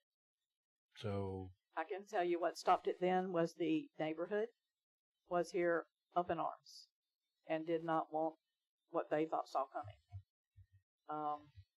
I don't see anybody tonight that appears to be in opposition. I was just curious because if this was to happen again and we're going through this process, why not let's get it annexed in? We didn't do it last time. So that way there. Good observation. My only question is the roads and anything like that are not, are they going to get brought up to the city, or will the city have to take responsibility, say there's damage on a road or anything like that? The road in front, for an example, I don't know what that road number is. Ain't that county road? That's an excellent question. For got my streets answer? and roads and parks. I'm seeing an attorney signal back here too. So I'm looking at the piece of property. Could you scroll up just a little bit, Latricia? Just the tiniest bit to that first map. Right there. Okay, so just the parcel that is in this area is going to be annexed into the city. So none of the additional surrounding roads are going to be city responsibility. Everything remains how it is. The parcel is just annexed into the city limits. So just what you see in the blue there, none of the surrounding roads. Does that answer the question? I guess I would look at the police chief and I would say we have the west side of that county road. It is our jurisdiction. Okay, but the right hand side is not. It's our jurisdiction for the police, but for maintenance, it is still the county's. Yes. For maintenance, it's the county's, but the police are allowed to. Yes, your police and fire, because this is part of the city, your police and fire and all of that good stuff will now service this area of the city because it will be part of the city, but the road itself, for maintenance purposes, still remains county. I know that's the question he's asking. I'm sort of asking a different one. I'm asking about jurisdictional. You have the entire road? I didn't think so. Okay. So in annexation, we will have both sides of the road. We will not, unless we include the road in the annexation proceeding. One side of the road is county, one side of the road is city. I realize that. And we have jurisdiction on our side. Yes. And this particular, the way I'm looking at it, it doesn't include the other half of the road. No. So we still won't have jurisdiction on the east side of the road. I don't know, not if it's not in the legal description. Is that a correct statement, Miss Attorney? Or is it not? So I think we're talking about a couple of different things, and I'm not at this point really even clear what the question is, to be honest with you. He's talking about something different. I'm talking about something else. Okay, so if someone could clarify for me, and Mr. Gooding is looking like he'd like to say something. Sure. I might be able to help. I used to do Kirsten's job in the city of I remember 5 years. and she's a pleasure to work with. This is a complicated issue. Here's what it is. You can't annex the road. This is a voluntary petition to annex. In order to annex pursuant to a voluntary petition, the owner has to sign. Have to ask the county hasn't signed. Okay. So we can't annex the road. That doesn't keep us from annexing, though. It happens all the time. Oh, sure. Now, the jurisdiction of the road for maintenance, and we'll talk about law enforcement just a little bit. It used to be all roads in Florida were state roads. In the 1950s or 60s, they adopted a statute, started dividing them up. And what this statute says is that every road that's not a state road is a county road unless the county decides that it's going to be a city road. And so roads that are currently county roads, like this one, will forever be county roads unless the county and the city agree that it will be a city road, at which time y'all can pick it up for maintenance. And we have plenty of roads in the you city got plenty of limits roads. that are I county. thought that's what he was saying. He didn't want it, so I think that's the answer he wanted. And that's not my question at all. I know that's not your question. Your That's question not my is question at all. Your question is law enforcement, Yes. and I can tell you, in my opinion, the law is not clear on that. In Ocala, the police do. If you were to do this, they would enforce the law there, but also under a territorial agreement with the sheriff. And they would too. The We do have chief that. can do that. So. Yeah, so I'm not certain that we have to answer your question. Okay. Because they have the ability to do it anyway, under their territorial agreement with the sheriff. But Not necessarily. They're not. you don't? Okay. They're not doing it now. Let's put it that way. Okay. Yeah. Okay. So they don't have to. But the road's a county road. If they don't want to enforce it, they don't have to. If their agreement with the sheriff lets them do it, then they can. But it's going to stay a county road. Is that right, Ms. Blue? Is that your understanding? That is my Yeah, understanding yes, of that it's not question. in your legal description. Yeah, and because we can't annex it because the owner didn't sign the petition. That's right. I understand that. It's not uncommon to have these. This is how they do it in municipalities. You can't annex those roads unless the county joins in. I agree. As And to even jurisdiction, sorry, go ahead. Even when they annex, it's still a county road because of that Right. statute. Yeah, and we have plenty, like I said, You got plenty of plenty county in roads that are Wilson, in the yeah. city limits. Yeah. Sure. And they do maintain them. All right, where was I? I don't even know. Discussion by the city council still. All right, is the utilities already set up through the city? Water and sewer. Water and sewer. I think there's a huge, there's natural gas as well. I didn't know that natural gas was there. Okay, and it's a large water main as far as I know. Gotta Good be to sized feed water that main. school. 2 separate mains. Thank you. And does the wastewater, does that already go into our treatment plant, or would that be additional? So there would not be any real utility change or cost annexing this? Cost to the utilities? Depend on the volume. Yeah, I was going to say that would totally depend on the volume. That's right. So, and maybe Mr. Goodings in their presentation will address residual waste or whatever that's in your plan.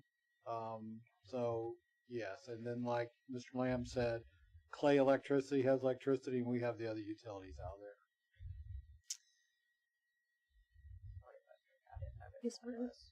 It was a school, and so they had a lot of sewer that went through there. So it shouldn't make it much of a difference. That came to the city? Yes, ma'am. Yeah, We've had the sewer and the water out there for a long time.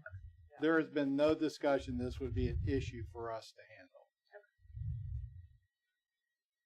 Is that helpful? Yes. Thank you. All right. Any other discussion from the city council before we look at the resolution itself? All right. No other questions? All right. All right. Then I'm going to call for a motion on ordinance 2024-723 for annexation of the property under discussion.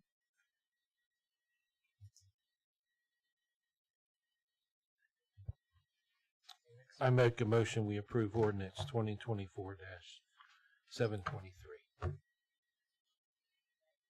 Do I have a second?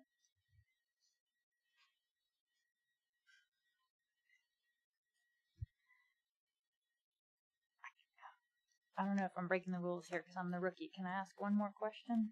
No, it's too late. Okay. Get the motion on the floor first.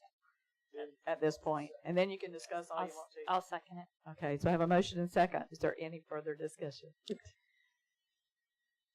I feel like my question, I understand that this is planned to be a nursery or a greenhouse, but should that plan change, is the annexation of this going to affect, I mean, at that point, can another subdivision come in and then we have to approve that? I mean, I guess my question is, okay. Well, unless it meets all of our ordinances and codes, then we technically cannot say no. Technically. Yeah. And I would say that the current owner has indicated he wants it done no matter what the future land use is.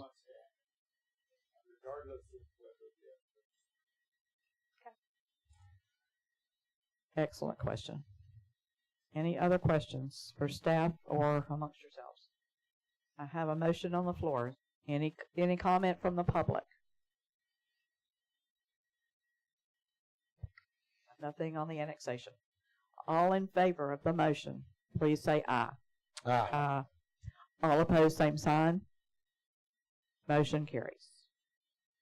All right.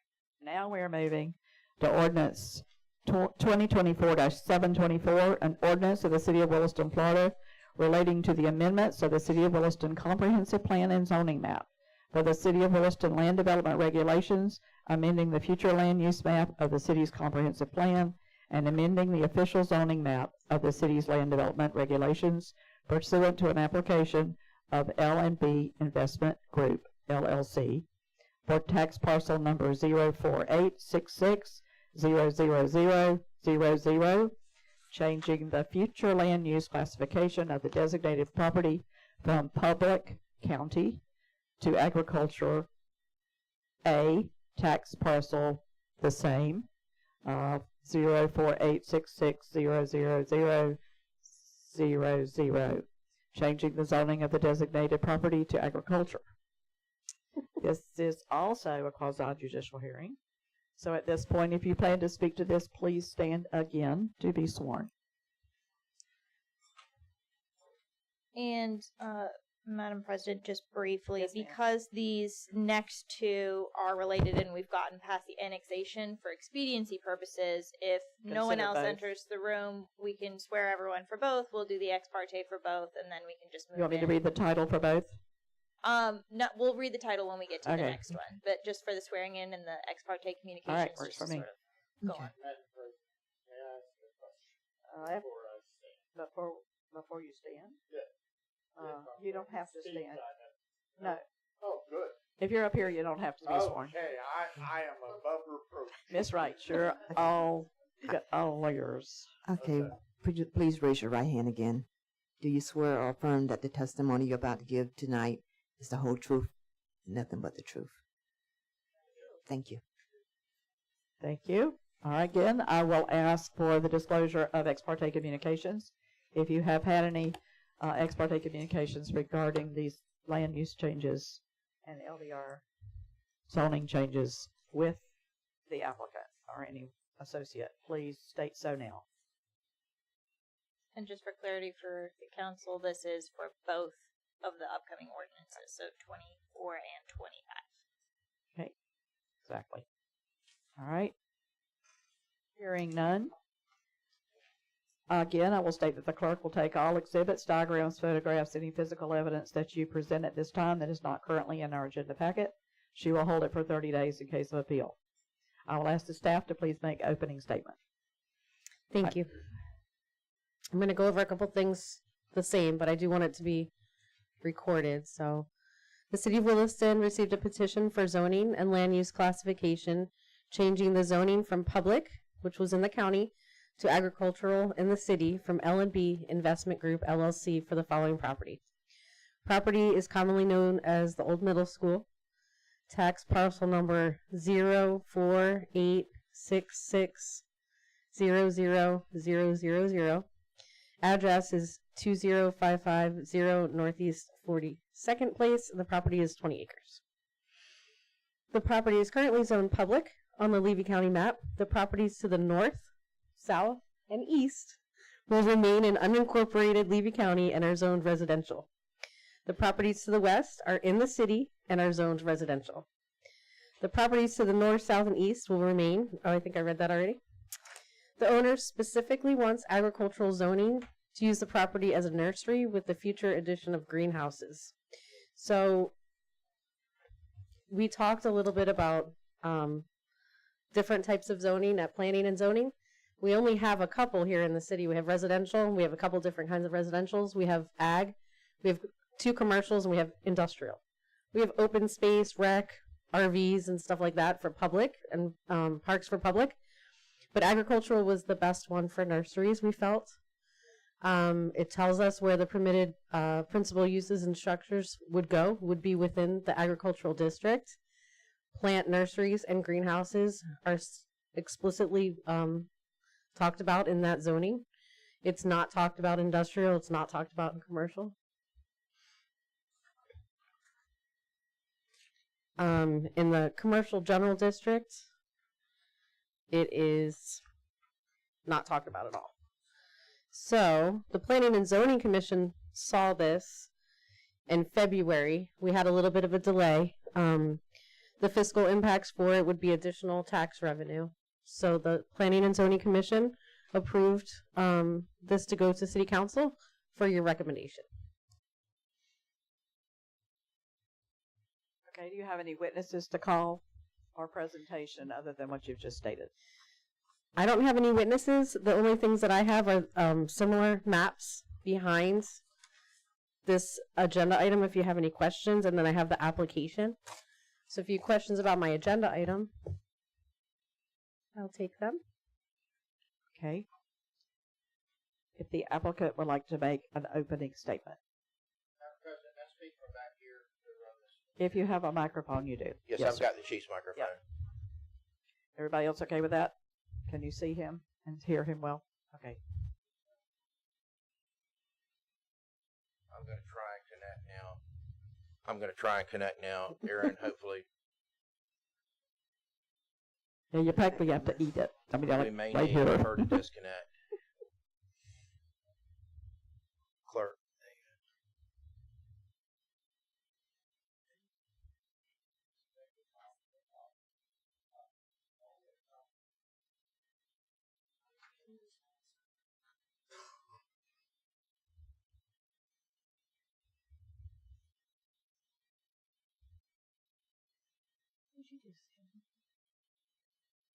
There it is. Come on, baby.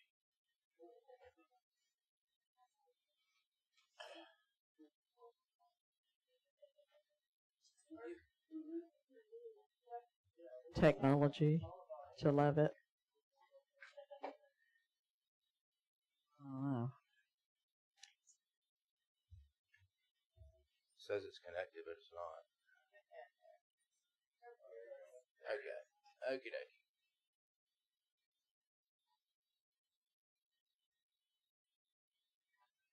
All right. Thank you. Sorry for the delay. Let me first say that what I'm going to tell you now is mainly, and Mr. Fuller and some of these other people have already heard this. Most of the information that I'm going to give you is not because I'm an expert in this area, but rather based on a presentation that we did in the neighborhood. At that point, Robert Beasley, the president of Fluent, was there. He's been the founder of this company. He's been involved in it forever. He couldn't be here tonight, but Samantha's here to correct me if I go astray and to answer any additional questions that you have. I just want to let you know I'm going to be talking some technical stuff here. It's not anything that I was taught other than listening to Mr. Beasley give his presentation, but we will go through that. What is Fluent? Fluent is a vertically integrated, and we'll talk about what that means in a little bit, cannabis company with licenses and operations in Florida, Pennsylvania, and Texas. We have some laudatory statements here: highest quality cannabis companies, unrelenting commitment to operational excellence, stuff that you would expect for us to tell you for a new business coming here. But in fact, we're very proud of our operation, and in fact, it's true. Let's talk about what vertically integrated means. The medical cannabis business is not a business like, say, if you want to go to the store and buy some peaches, where a farmer grew them, then a trucker, then they got on a truck, they drove to the Publix, and then Publix put it out, or Winn-Dixie, or whatever. In the medical cannabis operation, you cannot sell a product that you don't grow and process. So all of the facilities that you see, the same company that sells them, grows them, processes them, ships them, they handle it from start to finish. I don't know why the legislature did that, except because of the potential for there to be an abuse in the product, contamination or whatnot. Whereas if a company has control over it the whole time, as you'll see in a little bit, it's a very heavily regulated process, and the potential for contamination is minimized. But the vertical integration means that this product starts out being grown, is then shipped away to be processed, and then is sent to the dispensaries. We've got, there's the states we operate in. What do we want to do in Williston? First, what we want to do, and then what we're not going to do from this site. We want to grow medical cannabis for shipment to other facilities where it will be processed and then shipped to additional retail facilities. This will not be a retail sale operation. Here is a picture of one of our stores, which is a retail sale. It's not a bad-looking facility, but that's not what's going to take place here. It can't take place here, and it's not going to. So we're not going to be selling this product in this area. And so I wanted to make that very clear. We're going to be growing it. It's an unobtrusive job creator. What does that mean? It means in Florida, all of this stuff has to be grown indoors. In some states, Colorado, California, you can grow it outside. In Florida, it's all done indoors. Furthermore, as you'll see in a little bit, we plan on using the existing buildings at the middle school, spending a significant amount of money renovating them, and using them till we ramp up, and then eventually, if the need arises, building greenhouses or or more structures on the site to the east. You'll see we've got plenty of it. Here's the point. From the outside, there will be no visible evidence of what's going on inside. There's not going to be a big marijuana leaf or anything on the outside of it. It's going to look like the school, except for the security measures, which we'll talk about in a little bit. We think the project will eventually generate in excess of 150 jobs. They'll be hired over time as the operation expands. Security. Ms. Jones talked about the previous annexation that you asked a question about, where I watched it on video, where somebody wanted to come in and put a drug rehab facility on here. And they had very little in the way of security. They had very little in the way of planning. And as you pointed out, the neighbors were outraged. Thus, we realized that one of our main jobs is going to convince the neighborhood that we're going to be safe, and to convince y'all that we're going to be safe. First point on this, again, it's not a dispensary.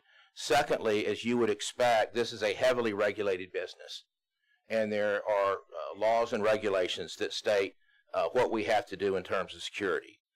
The entire property will be fenced, limited access points, on-site security, and surveillance systems to prevent unauthorized entry.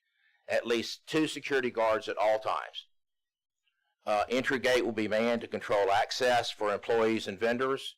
See, I misspelled vendors. When Robert was talking, he explained the process that they have for the employees and even the people bringing supplies there. Whoa.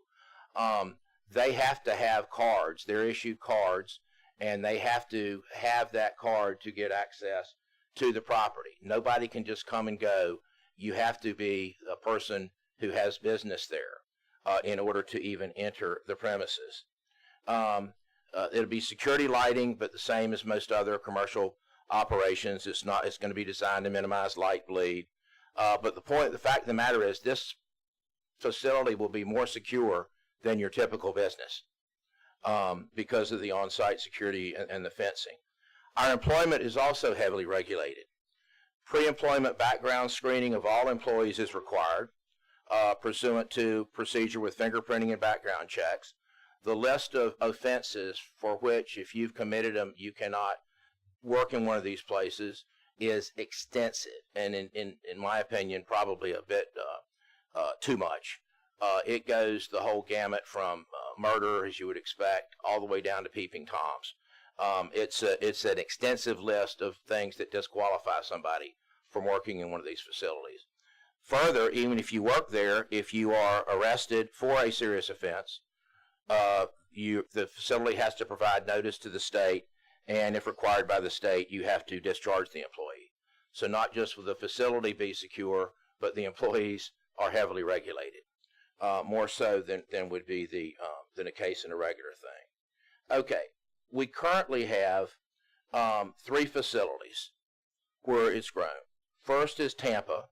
Tampa not only grows it, but processes it. We're not going to have the processing here. Zolfo, anybody know where Zolfo is? I didn't. It's in, what county is it, Highland? Hardy County. We'll see a picture of it in a little bit. It's an indoor and a greenhouse, and the greenhouses are all indoors. We'll see in a little bit that they're sealed the same way as the indoor is, and then in Polk City. Okay, this is interesting.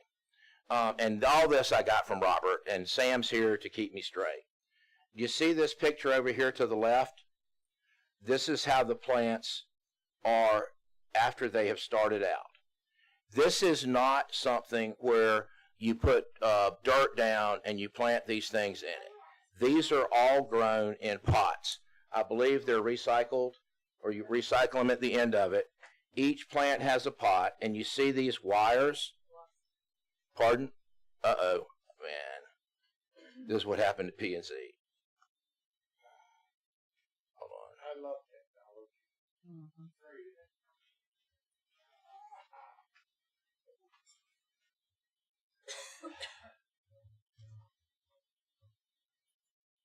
Here we go. Yay. That's God's way of telling me I better speed up. Okay.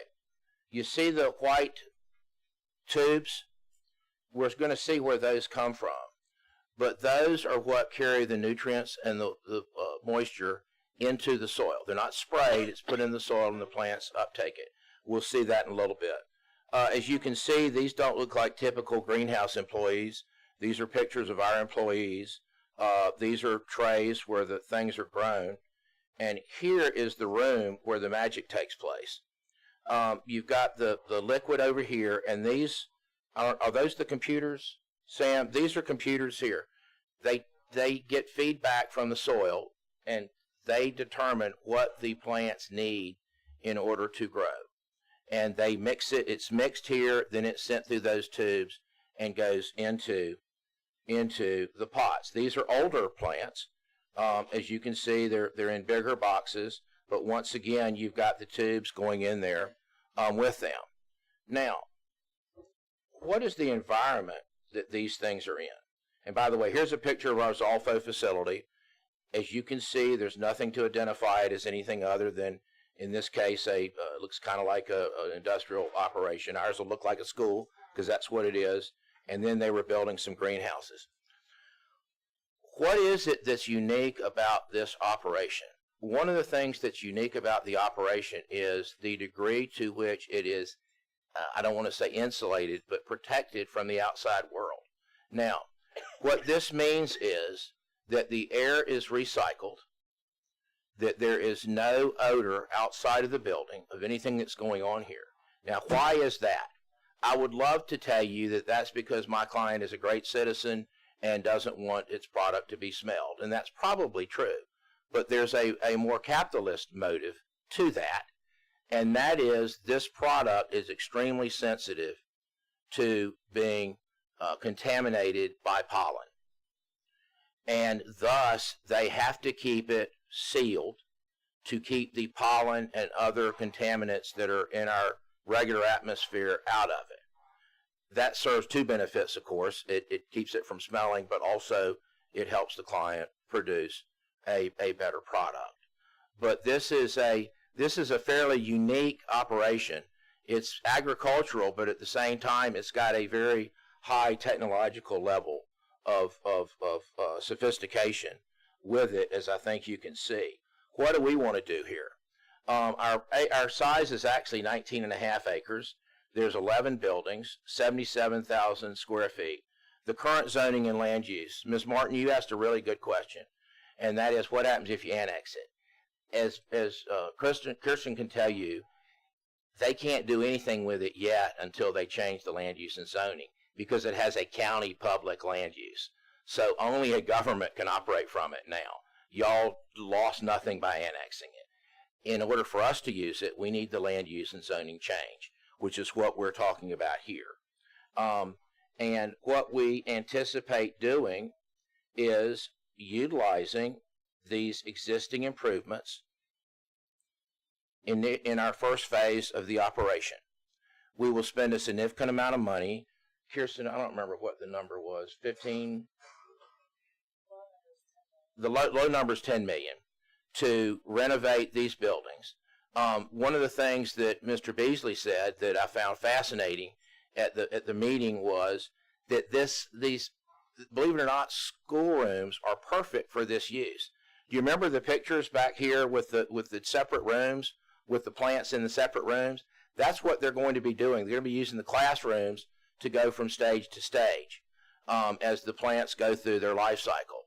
So this, I found it fascinating that a school building could be used for this purpose. And of course, there's offices here. There's bigger, the cafeteria, the gym, all those things are going to eventually be used. As we'll see in a little bit, though, because of this configuration, we have challenges under your land development regulations. And we definitely need to talk about some of those. Dadgummit. I think I'm done anyway, but let me go down. Yeah. I'll just summarize. We think we're going to be a safe, secure facility that's going to benefit the community. We're going to provide employment opportunities. We're going to maintain the use of the existing structures. We're going to have a product grown here for handling and sale elsewhere. No retail sales from the site. My client looks forward to coming to Williston. Now, if I was still hooked up, I'd show you one other thing, and that is some material that was provided to you by Scott Osteen of the Economic Development Council for Levy County. It's got a different name. I don't know if it was, Laura, was it sent to them? I sent it. It came late to me to give as an agenda item, so I sent it to Latricia. Okay. Let me just summarize it for you, because I don't want to emphasize the numbers on it. It was performed by a company in Ocala that does this type of analysis for the Marion County CEP, for Levy County, and for other counties. What they do is they try to analyze of a particular activity in a community in terms of jobs impact and on economic impact for the business community. Now, the reason I'm not going to get into it too much is because it's not an actual prediction of what's going to happen here. They analyze two things. One is if we hired 50 people. Again, we anticipate hiring 150. The other is if we spent $10 million. What they do is they look at, and they don't look at our company's data. They look at, for purposes of the hiring people, what the horticulture greenhouse industry pays. And they say, okay, if you have 50 people, you're going to spend, in this case, it was $2.7 million for those. And then they say, okay, if you have those people, then they're going to go out in the community and buy stuff, and you're going to have this many more people, and the business is going to spend this much and this much. All of that is great, but the reason why I'm not hanging my hat on it, not up here tooting my horn, is it's just a prediction based on government data. It's not, you can't count on it in terms of actual numbers, but here's what you do know. And let me talk about first their construction estimate too. For the $10 million that we spend, all of the estimates that they have there were what we're going to be paid to construction workers. And there I think the number was over 3. And after you go through all these multipliers and stuff, the other people get hired. Here's the point. It's going to be a significant economic benefit to have somebody come in and spend the money on renovating this thing and hire these employees. It is not going to be a burden on the city. Getting this property back on the tax, actually on the tax rolls, because it's never been on the tax rolls, with this level of improvements. The water and sewer, if we're required to upgrade it, we'll upgrade it. I don't know if y'all charge capital charges for your facility or not, but we'll pay. It is water heavy usage, as you can well imagine. So we may end up being a big customer of the city. But the fact of the matter is, this is going to be an economic boon to the city. It's not going to be a detriment. It is a safe, secure, legal operation. We're not here to debate whether that should be the case or not. Fact is that it is legal. And so what we're hoping to do is come to Williston and have this opportunity to legally grow our product and be a good citizen of the community. Did I say anything wrong that you need to correct me on, Sam? Thank you. And I'm happy to answer any questions that y'all may have. Chief Rolls. So, you have 11 buildings. You have 20 acres. I took your microphone so you couldn't ask me questions. Yeah. You have 11 buildings. You have 20 acres. And on your first slide, you said that you're going to have security. Is it armed or unarmed? Unarmed. Okay.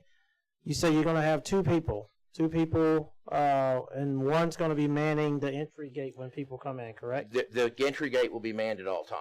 Okay, there may be two people there. The other one may be making his rounds. So, but there'll be at least one at the security gate. Okay, so who's manning the cameras while the other one's making his round and the other one's manning the gate? Who's watching the security camera, Sam? Somebody hand her a Sam, microphone, you need to come please. closer. Give me your Yeah. name and address. You can pick it up if you want to and just hold it.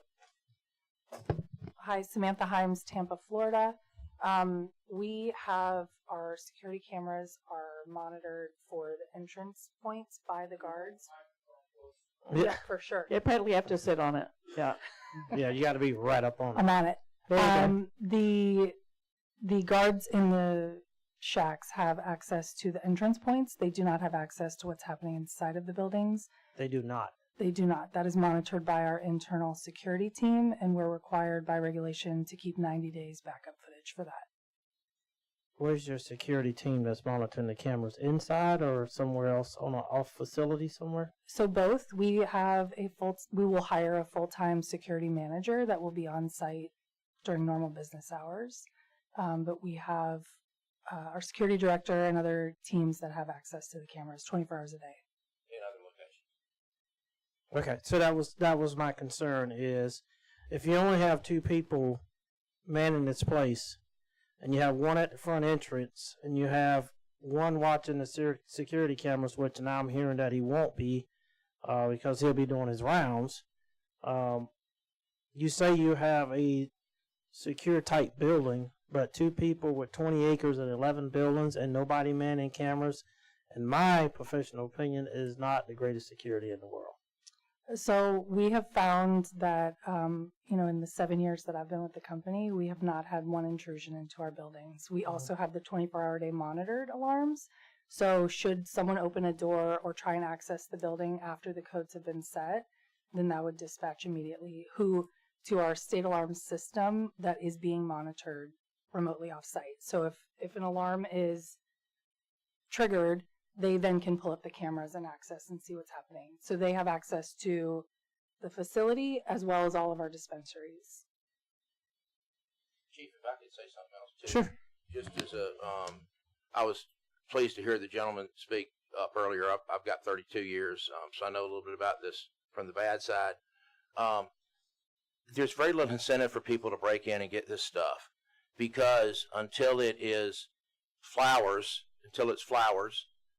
flowered and picked and dried and processed, it's not that good for people or bad for people, however you want to look at it.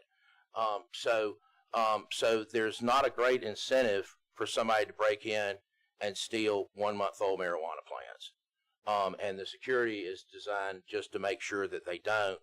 But just from a human nature drug addict perspective, there's a lot easier targets for them to go after than an immature marijuana plant. I understand that totally. But welcome to Williston. And welcome to Times Have Changed.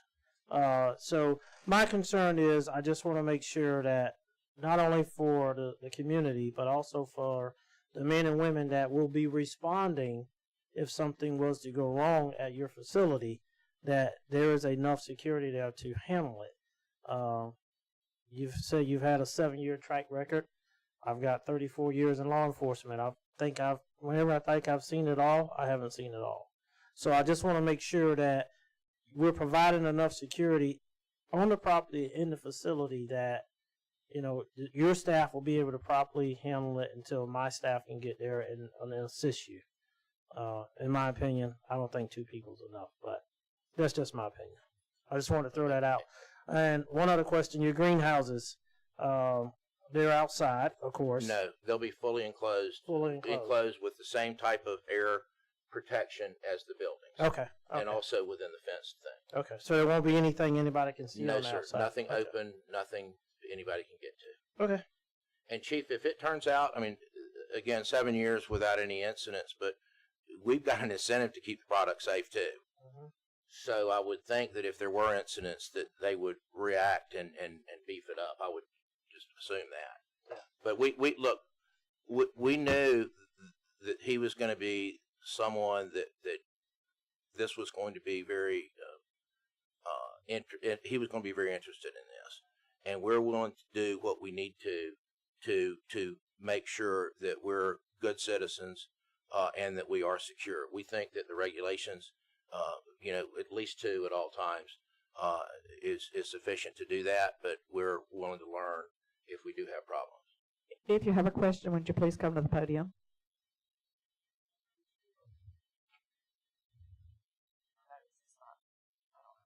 Yeah, my name is Elisha Brown. I just want to know. One moment. Did you swear in earlier? No. I need to swear you in, Mr. Brown. Hold your hand up. Could you raise your right hand? I'm sorry. Do you swear or affirm that the testimony you're about to give tonight is the truth, the whole truth, and nothing but the truth? I do. Thank you. I'm Elisha Brown, and I just want to know what would the hourly wages would be. Great question. The starting salary for cultivation positions is $16 an hour, and it goes up from there. Okay, And you'll thank you. provide benefits. We have full benefits offered to our employees: health, dental, vision. Thank you. Okay. Where were we? I don't even know. That's all that we had, and if the Chief has any more questions or y'all have any more, we're happy to answer. Okay, thank you for that presentation. Where's my paper? Yep. Well, we are also going down the list here. That was the applicant's opening statement. You have any other witnesses, both sides, Samantha or Sam? No, ma'am. Any testimony? We've just heard one from the public. Is there anyone else who wants to speak to this particular ordinance, 2024-724? We're also considering 725, but we haven't read it into the record yet. So we're just considering 724 with this. We've just done the ex parte and Right, the swearing and in the for swearing. both. Okay. All right, this is the zoning portion. Mr. Ford. I've looked at this quite a bit, and part of it, I guess I was concerned that I didn't look at everything when it passed planning and zoning.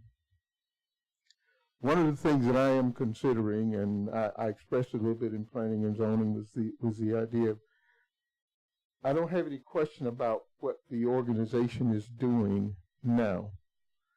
What I do have question about is that since the zoning goes with the property, what happens if they decide to desert the property or sell the property? Right. And someone else of an agricultural nature, which may not be compatible with the community, buys the property. And this is what I want the council to consider: is there a better way of doing it? And I proposed a variance, and of course, I was quickly shot down because it doesn't fit the purpose. And what I'd like to consider is something of the nature of a special exception. as a method of doing it, because with the special exception, when the practice goes away, so does the opportunity. And so that just seems to be a better method of protecting the community. And I do live in that community. And I'm concerned about the people around the community. As long as this organization operates, I have no question. They appear to have an impeccable record, and the things that they're doing is fine. The only concern is if they cease operations and decide to sell, then what happens to the community? And we can't easily reverse that once it's granted. So I don't know if a special exception fits, but it just seems like it might be a better solution than to carte blanche, just give them agricultural exemption, and it goes with the property, it goes with the next person that buys the property or whatever. Right. The thing that kind of makes me a little bit more comfortable is the amount of investment they're making in the property, because that investment is considerable, and it'll make it a little harder for them to walk away from the property. True. But the council does need to consider what happens if for some reason they must walk away from the property, and what happens to that property, and how will it impact the community. And that's the thing that causes me to pause and think, is there a better way to get them to do what they want to do? I have no question about the fact that it will be an economic impact on the community. I think it will be a considerable impact on the community. They have a lot of positive things that supports their coming. The only reason for pause is if they cease operation, and that would be my concern. And I don't know what you all want to do about it, or say it, or propose, but that is a concern of mine. And I can say, I guess this is a good time for me to insert the thoughts I've had as well. Of course, I only really saw this on Friday, or Thursday afternoon, late Friday. Really, it was the Easter holiday. I did look at it, I believe, for the first time Saturday, and in having discussions with not only the city manager but also the planner. Number one, let me say that I retired from the Florida Farm Bureau. I've been to many large greenhouses and many nurseries. I have a good friend who owned a large nursery, and I know it's heavily regulated. That's why I have absolutely no problem with the industry, with the business coming in, because I know that the state of Florida regulates it very well, and because it came into being in the state of Florida when I was still working for Farm Bureau, and I'm very familiar, because I worked at the state office, and we were doing all the advocacy and the planning and everything else. So I don't have a problem with the business itself, and I had no problem with the annexation, because I think it needs to be in the city limits. So those two issues I have absolutely no problem. My problem as well is that the way this is currently written, it affects every single agricultural piece of property in the city. If something is zoned agriculture, everything we're going to do in the next ordinance pertains to every piece of property that's zoned agriculture. And when we get there, you'll hear what my concerns are. But right now, I'm not talking about that one. I'm talking about this one because it's zoning. If you need me to elaborate, I will. But I have issues, not so much in the fact that they not be there, but if they are there and we grant this to them, I can make some exactly concessions so that they can do what they need to do so that it will conform.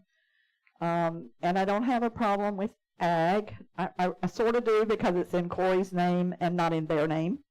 That's the one problem I have with the petition, is the fact that all this is still in Corey's name and not in Fluent's name. If it was in theirs, it would be a piece of cake. But the fact that it's not yet, it gives me reason to pause, because it is a school. It's building after building after building after building. There's not too much agriculture about that I can see. And as Mr. Fuller said, if they walk, either before or after, it's still a bunch of buildings, not necessarily ag. However, I do support the project.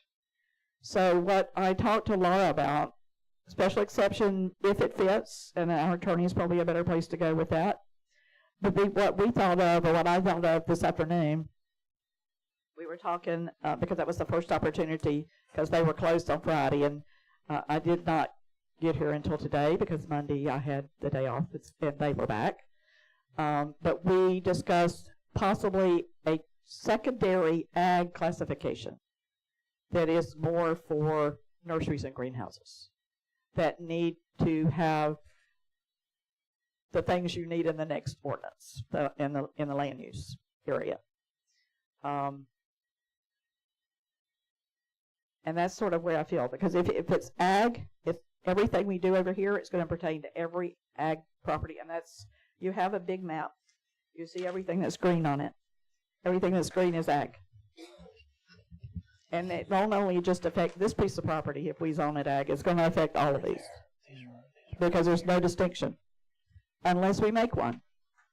And if we make one and have a secondary classification of ag that is maybe specifically for greenhouses, and I know it will delay the project because it'll take us at least 2 months to get it through and advertise again to add another zoning classification. Now, I don't know whether the special exception is the best way to go or adding another zoning classification. So there are a couple of things in there that I would like Please. to do some clarifications on. First of all, and I'm kicking myself because I shouldn't have even said do the swearing in and the ex parte for both, because we really are, the only thing you're looking at for this ordinance is zoning. Are we zoning them ag? So Right. don't, we've just sworn everyone in for everything, Yeah. but we're only considering, do we zone them ag? Right. So for that, to that question, it doesn't impact any of these other properties. It's just, will this property, this parcel, be zoned ag? That's it. That's Okay. the only question. So if you want me to ignore all this and just consider that, I can do that. So just that, and I just want to make sure everyone's clear on that for the council, because it is sort of a complicated process. So I do want to make that distinction. However, if we make it ag, and we decide later to do a secondary classification of ag, what do we do then? Do all over. You can't take it back. Right, you would need to rezone it. There Well, would need to that's be why a I brought rezoning it up now, application. because they may not want us to rezone it then. So the other thing that you've sort of laid out there is this idea of a special exception. So the way that special exceptions work is you have specifically in your code a list of things which you can do in an agriculturally zoned parcel with a special exception granted by the council. It's a list of, I think, like 28 things. I don't see in here any of the special exceptions fitting what it is that this property, what Fluent would like to use this property for. The special exceptions are things like livestock auction areas, slaughterhouses, group living facilities, airplane landing fields. I mean, you run the gambit and things that you can get special exceptions on, but the problem is that it is a defined list of things that can be granted a special exception in ag. Outside of this list of 28 items, you can't grant a special exception and say, okay, well, we'll provide you a sort of a variance, but just for this. And to Mr. Fuller's earlier point, the issue of variances, just so that everyone's on the same page, did come up at Planning and Zoning.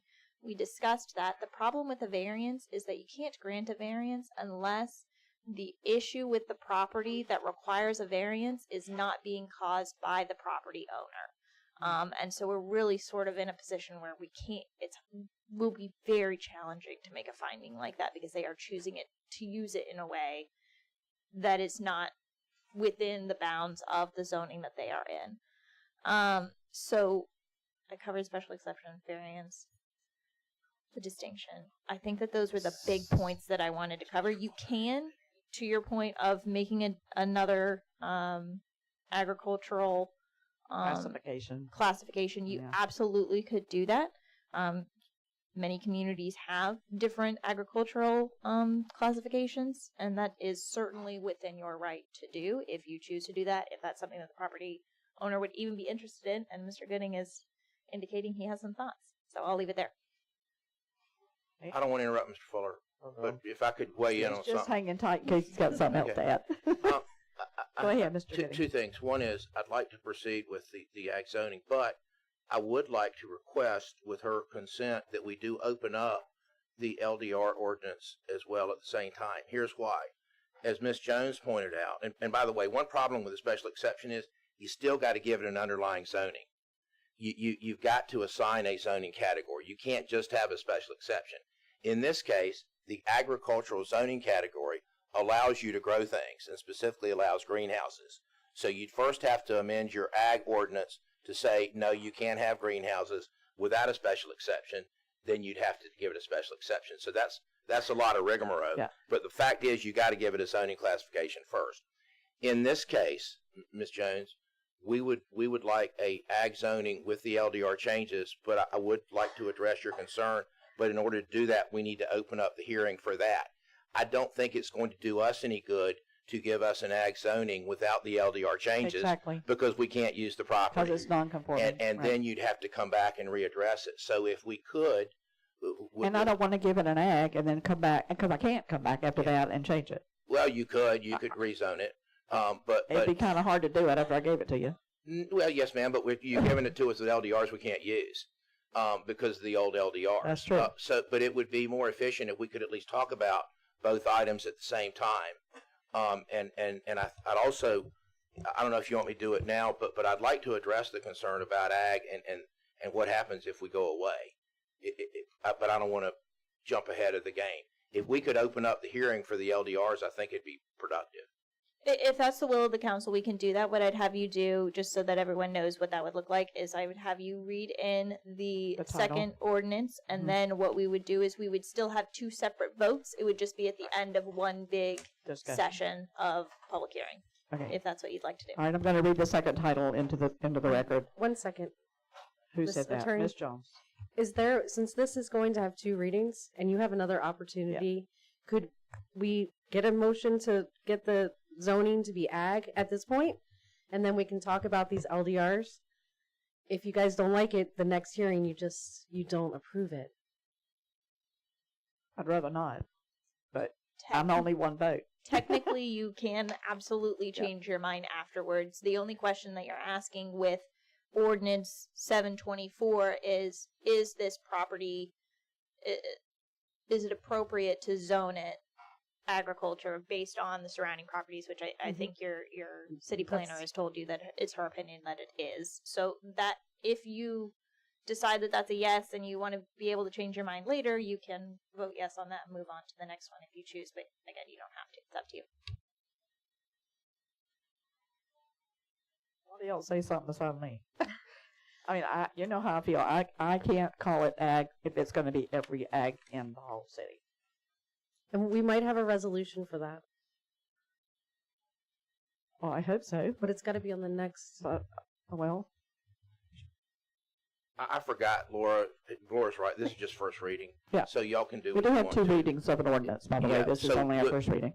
If y'all want to, we can just address it that way. Kirsten, sorry for bringing it up, but we can just do it in 2 things. So when the public gets through, I'd like to respond to Mr. Fulford's comments. I have to work my way through my little judicial thing here. And we are, as you said, to the public comment, and we're sort of moved our way farther. I think I will ask for a closing statement. Any other public who has comment at this time regarding the zoning change to ag? Okay, I would ask a closing statement for the applicant, please. Mr. Fulford's concern is well made, but I want to point out 2 things. One is an agricultural zoning is your lowest zoning category that you have. I represent developers and other people in Marion County, and getting an agricultural zoning changed to something that would allow a residential community is a job. everybody says no, leave it ag. Because the reason they want that is because it allows lower uses than almost any other zoning category that you have. Unless you put it in some sort of public zoning, Laura, I can't imagine anything that would restrict it more. Yeah. So this is the lowest level of zoning that you have, and if we can address your LDR concerns, which I think we can, but next subject, if we can address those, then there's no harm in the zoning. Now, his next question, though, is a good one. If you give it ag, what happens if we disappear? And he kind of answered that question. First is that it's unlikely that somebody who's going to spend this much money on this thing is just going to disappear. Secondly, if they did, so what? If we can fix the LDRs. You've got a site that's got school buildings on it. If you had somebody that wanted to grow plants indoors, it's designed for them perfectly. They can grow something else indoors. Again, no adverse impact on people outside. But if they wanted to buy it just for farming, who in their right mind would spend the much money for this improved site to go in there and tear the buildings down and plant peanuts on it? There's a lot better land elsewhere that's suitable for the old style agriculture than this 20 acres here.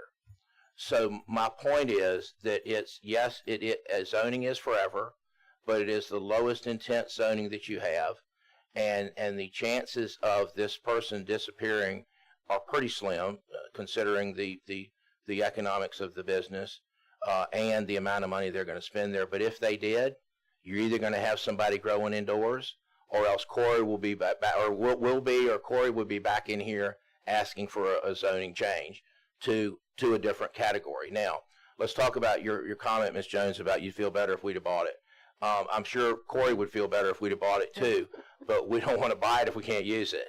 And so that's why we haven't bought it yet. It's contingent on us getting a zoning classifications that we can use it. You'd find very few buyers that would close on this without having the entitlements in place. So we would like the ag zoning, and we would appreciate it consideration on first reading. It's your less intense use. It doesn't allow any noxious uses, and the chances of something bad happening on this site are pretty slim. Okay. Closing statement by staff. Corey, yes. If you will just state your name for the record. Sorry, Corey Lamb. I'm the property owner, LME Investment Group. So I have a question and a statement, I guess. First off, the property is been owned by the state. It's an abandoned school that no one is attending to besides ourselves. Right now, the property is subject to vandalism and other things that you guys don't know about. That is obviously not a good thing for the community that it's in. So the use that's being suggested by the purchasers, the buyers, is honestly a good use. So my question to the fear of the property becoming agriculturally zoned, what else are you going to do with an agricultural property that's 77,000 square feet of building and less than 8 acres of field? What are you going to do with that zone? What are the fears? What are the other businesses that are going to come in and take advantage of that? And that is a question for you, because I haven't figured one out. Yeah, those are not my fears. Well, I mean, those are not my fears. If this is for a greenhouse, that's what the agricultural zoning is for, a greenhouse. It is, but I've read the next one. Yeah, well, I'm just saying that, as he stated, who's going to come in and buy 20 acres of property for another agricultural use that's going to be, they're going to be able to afford to purchase a property of such after they get done with their improvements. What use is really going to be feasible on that property?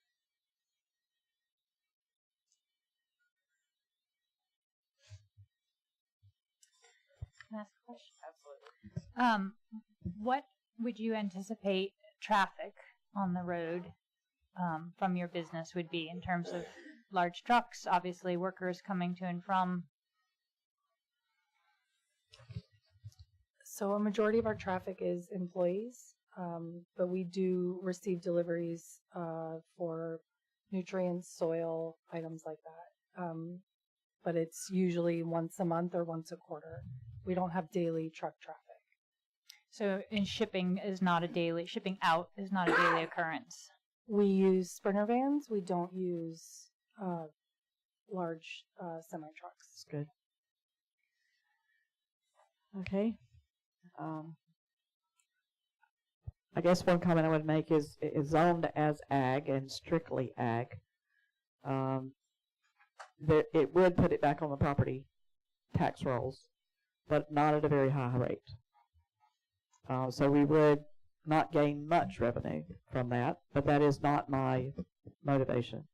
My motivation, as I said, I think ag is probably the right thing for what they want to do, but not with the changes to the LDRs that they want. Not when it pertains to all ag in the city. If we can make a separate category so that, and I know, like I said, it has to be advertised and or another ordinance. So it would take a couple of months to do that. But I know that we haven't gotten there yet. But I can't call it ag if it pertains to every piece of ag land in the city. I can call it ag if it's just a single piece of property, as long as it's got its own designation. And like I said, we can discuss that a little further if we get there. So I think it is maybe appropriate to do both at the same time. I don't know. Y'all decide if you want to make a motion and vote on this and go to the next one, or you want to wait and do it together. Well, I mean, this question is another thing about, well, first of all, ag, I think, nobody will be able to go back and build unless it comes back before us anyway, and then the zoning gets changed or whatever too. And it has to come back one more time. Right. It's still got to come back, but I'm talking about it for future. If they sell it, if they whatever, and it's zoned agricultural, then it's agricultural, and so it's not going to become residential unless it comes back before us again or whoever is in these seats again. You can put some residential in ag, but I think the lot size is probably large. Well, don't forget the future land use on here is also ag. So if you wanted the future land use to be residential, then it would be easier to change the zoning in the future. No, I mean, I'm okay with keeping it as ag, which I think would be something that would help, like what Mr. Fuller was talking about as well, is where if they do go to sell or walk away or anything, if the property is stuck ag, then it is stuck ag, that it's only going to go to somebody that's got some sort of an agricultural interest, instead of some big developer coming in there, because then he's going to have to jump through some hoops to get the development and get everything changed. My question is with a lot of agricultural permits, and this might be something for y'all, is water. So, naturally we want the city to make as much profit off of this as we can. Well, with the ag, is that going to allow them to go drill their own wells and use their own water, or is there going to be something that locks them into using the city water? No, that's a really good question. Now, they already have city water, so it's not going to behoove them to drill a well. They cannot drill a well in the city unless we approve it, and there has to be a very good reason for it. And if you're already hooked up to city water, it probably wouldn't be approved unless there was a very good reason. It would be a lot cheaper if you're running a lot of water to run it out of a well. Yeah. So I just wanted to ask that question because I know sometimes they can, go and do that, and then it kind of cuts the heart out of us trying to make it profitable for the citizens. Okay, that's my question. Samantha. I will tell you that we prefer municipal water. We have a lot of problems on our site in Zolfo Springs with the well. This is a very sensitive plant that absorbs any heavy metals or nutrients that are in the water. So it is much easier for us to not have to drill a well, treat it, and then have problems with the well. So our Tampa site that we run off of city water is definitely our preference. Okay. So as far as trying to figure out which one we're going to make the motions on, I mean, basically it is going to be a second reading so we can get whatever done, fixed. and we can't do anything moving forward unless this thing is not become agricultural. So I almost think we just need to vote on this one now and then jump to the next one. Is that, I think that's what she wants us to do. is that what we're needing to do? I think it may be cleaner, and I think the applicant's on board. So that would be my recommendation. Okay, if before we do that, I would like a closing statement by staff, so we never got to the end. What are we doing? We got the closing statement by applicant, we never got the closing statement by the applicant. I'm just playing. We kind of jumped ahead and the council discussed, but we never got through the right framework here. Ordinance 724 did go Yes. through planning and zoning, and it was sent to you for approval.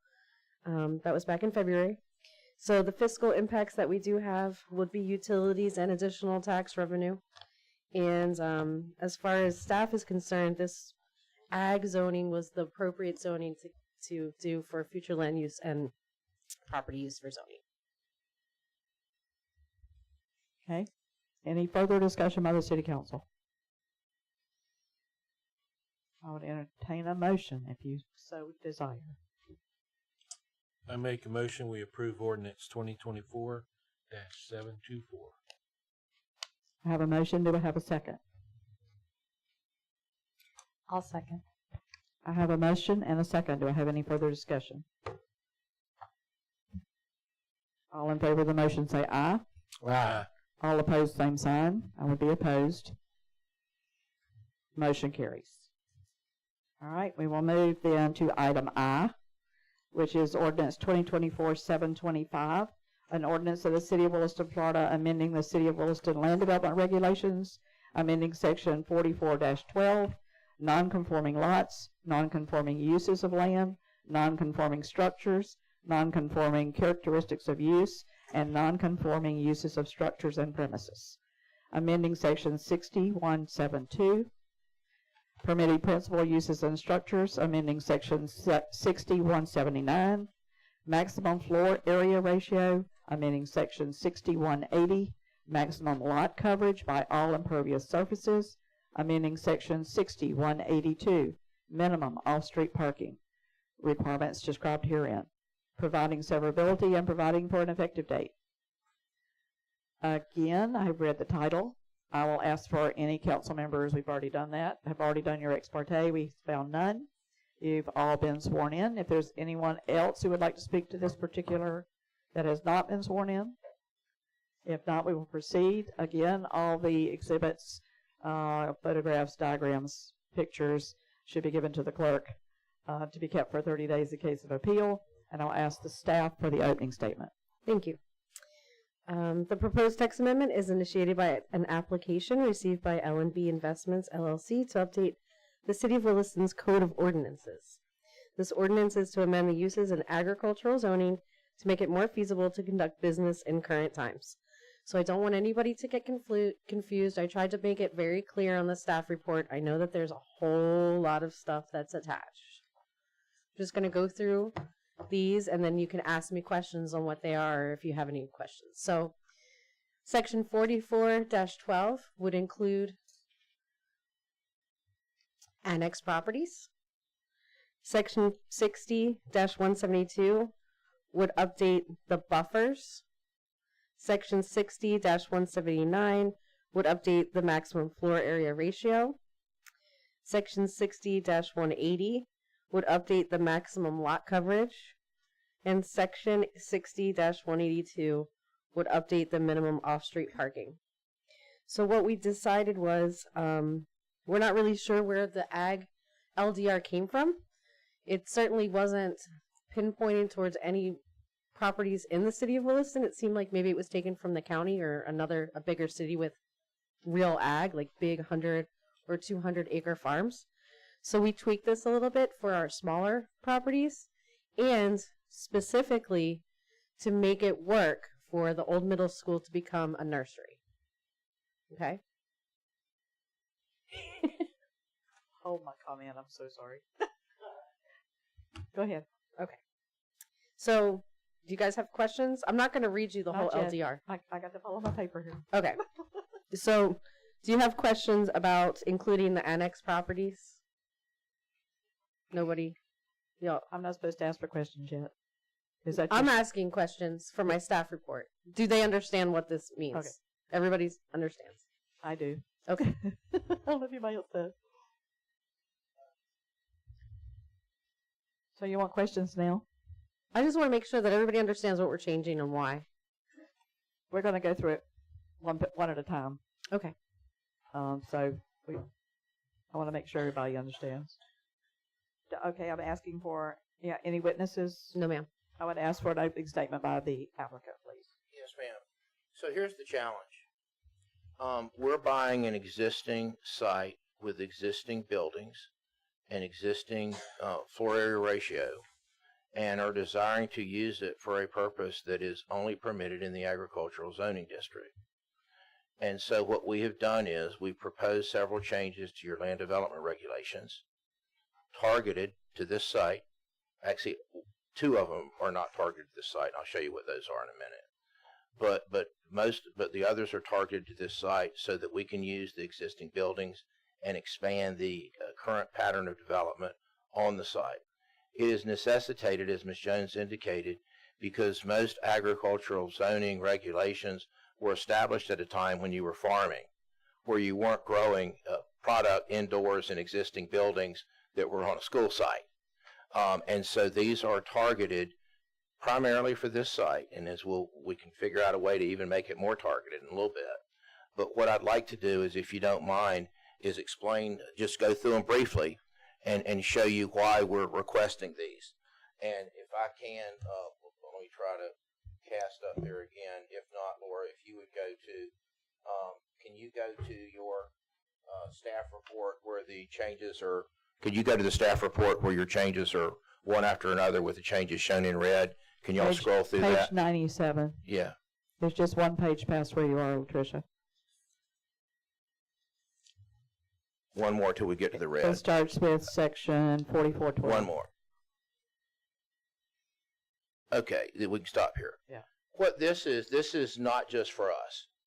Y'all are That's familiar. the problem. Okay, no, but let me explain to you why it's a good idea anyway. Y'all are familiar with non-conforming uses. If you've got a use that is legal in the city, and y'all go and change your regulations and make it illegal in the city. In other words, if you had let's say that you allowed peanut sales from a residential, in an R1. Let's say you allowed agricultural sales in an R1 zoning district, that those were legal. I'm just thinking of a bizarre use. And then y'all made it That's illegal. not too bizarre in Williston. Okay, well actually it's not. Good point. I'm sorry. I didn't mean to insult anybody, but that's a really let's good sell point. something other than peanuts. Okay, so let's say that it's legal and you made it illegal. If somebody's got an existing use, it is grandfathered in as a non-conforming use. Your code says, and Kirsten can explain it better than I can, constitutionally we're not going to come in and give you a claim that we've made something you've been doing all these years legal, we've now made it illegal. So you make it a non-conforming use. It means it's legal as long as you continue it.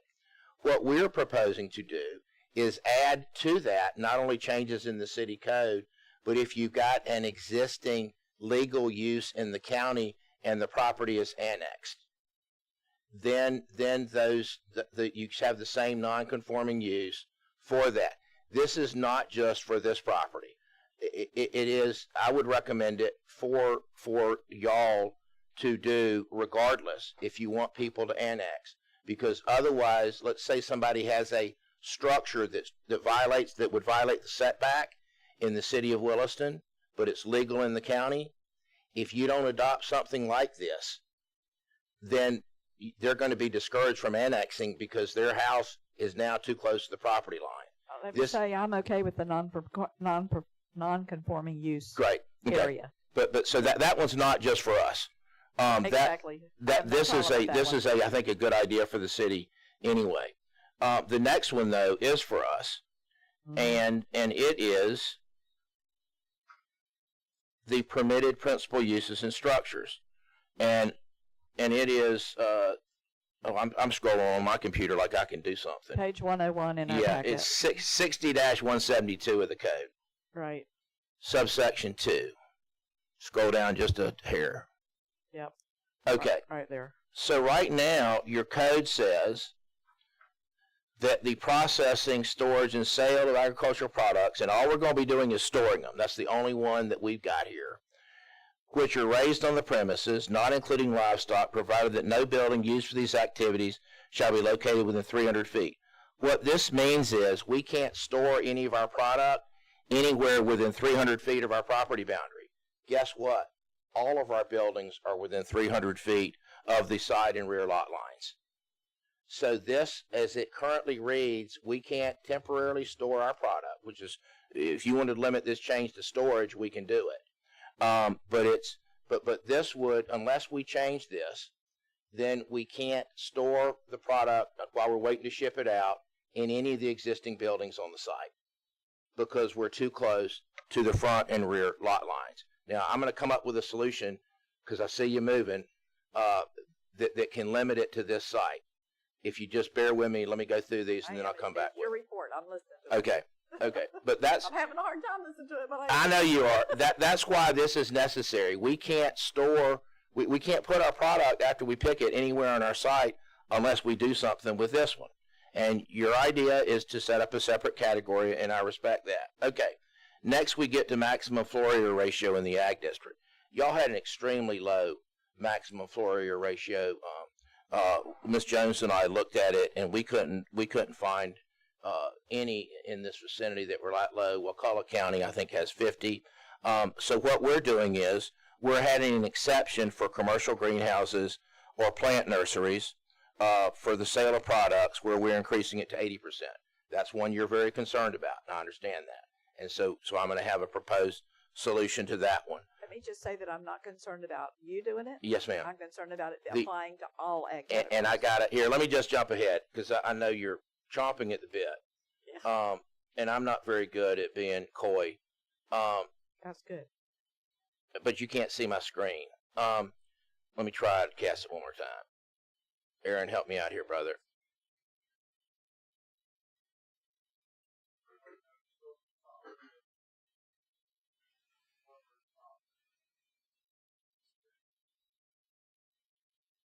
Maybe I can stay connected long enough here to at least show you what my idea is. Come on, baby. It don't help it?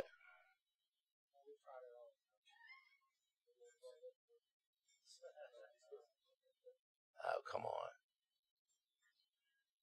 All right. Let me explain it. If y'all could go to the language on your, let me give it a second here. Uh-oh, something went wrong. I'm going to try it one more time, then I'm going to give up, ask her to connect, and put it back up there. Is it on your computer or an MP3? It's okay. I'm sorry, I'm going to quit trying. Would you mind putting it back up there? If it's on a jump drive, Latricia might can load it. It is. It's the same thing as on yours. I'll just show you what my idea is. I can explain it. If you put it back up.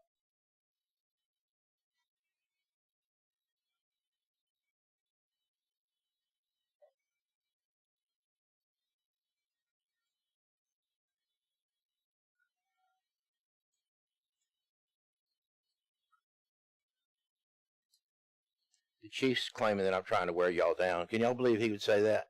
It won't work. He knows it. He tries to wear me down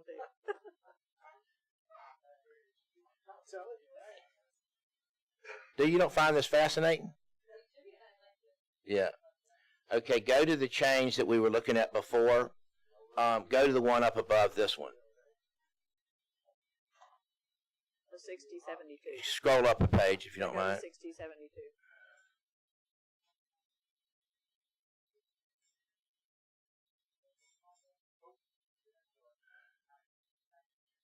Go up one page.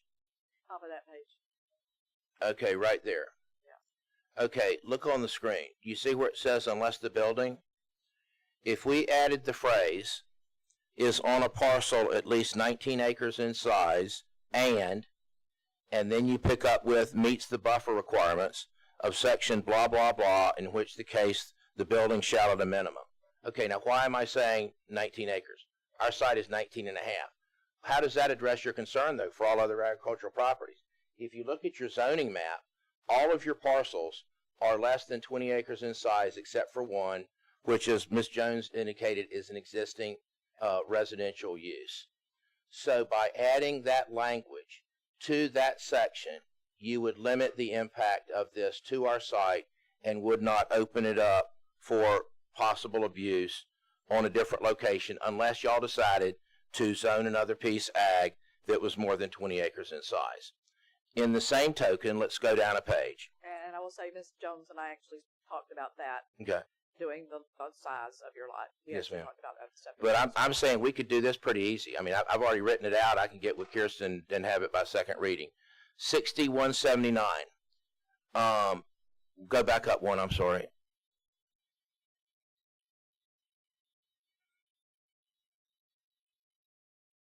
Down. Right there. Okay. We're going to start with however. However, the red, however, for parcels at least 19 acres in size that include commercial greenhouses or plant nurseries, blah, blah, blah, the maximum floor area ratio shall be 80%. Once again, limiting it to only the big parcels like this. Go down one more page. Now this one I need to segue on because the first sentence I changed, it doesn't have anything to do with us. Y'all had in your code the maximum lot coverage for all impervious surfaces in the ag district was 20%. I did something that I shouldn't have done, and that is I got to be a busybody, and I figured I'm going to fix this for the city. So this doesn't affect us, that change right there, but I strongly suggest y'all increase that for others. That's extremely low impervious for ag. So that one's thrown in there without being related to us. But then let's keep going on. However, for parcels, once again we add the phrase at least 19 acres in size that include commercial greenhouses or plant nurseries, blah, blah, blah. Once again we limit it. The minimum off-street parking is the next one. We haven't talked about it yet. If we could go down 2 more pages. With the parking. I don't know about anybody else. Go to the parking. Now this is the other change that I don't think is just related to us.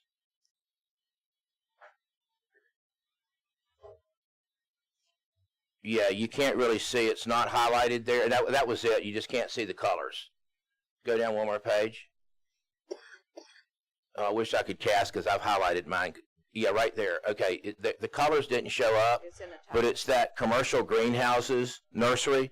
Your existing language requires one parking space per square foot of actually. Where is it? Of non-storage? Yeah, per square foot of non-storage floor area. Now that's an outrageous parking requirement for a nursery. I don't know how anybody could have a nursery. I mean, that's just, you have the whole area covered with parking. So this one is not just for us. This is one, I'm proposing one space for each group of 20 employees plus one space for each employee. In other words, you group them for 20 and then you go up one. So that is a suggestion I would make regardless of this site. For just to fix your greenhouse thing. That one, if you want to limit it to parcels under over 20 acres, you can, but I think that'd be a mistake. So here's my suggestion. If you like my size thing, we can go with that. If you want us to narrow it further, I can get with Kirsten and Laura, and by second reading, we can come up that limit it, for example, to where you're growing an agricultural product indoors.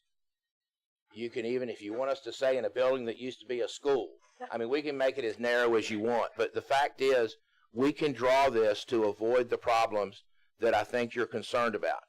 If we go with your option, which is a legitimate, you guys are the boss. If y'all want to set up a new category, here's the disadvantage though. You got to draft that ordinance, and I'll be glad to help with that. You got to take it to P&Z. You then got to adopt the ordinance with the LDRs, and then you got to decide whether to give it to us. For all I know, we're going to have to go back to P&Z because now we're applying for a different ag classification. I don't know that. That's an issue for Kirsten and Laura to decide. but it may not be just 2 months delay. It may be closer to 3 or 4. Where what I'm proposing, I think, will fix it, limit it to this site, avoid the concerns that you are worried about, and not cause any harm to the, not open up the plethora of the Pandora's box to the other ag lots that you got. But again, 2 of these changes you ought to do anyway, in my opinion. I agree. I haven't got problems with some of them. Yeah. It was So only anyway, those. we're willing to limit it any way that you want us to, but we can't use these buildings under this existing LDR structure and also build our greenhouse. Where's the one about the 300 feet?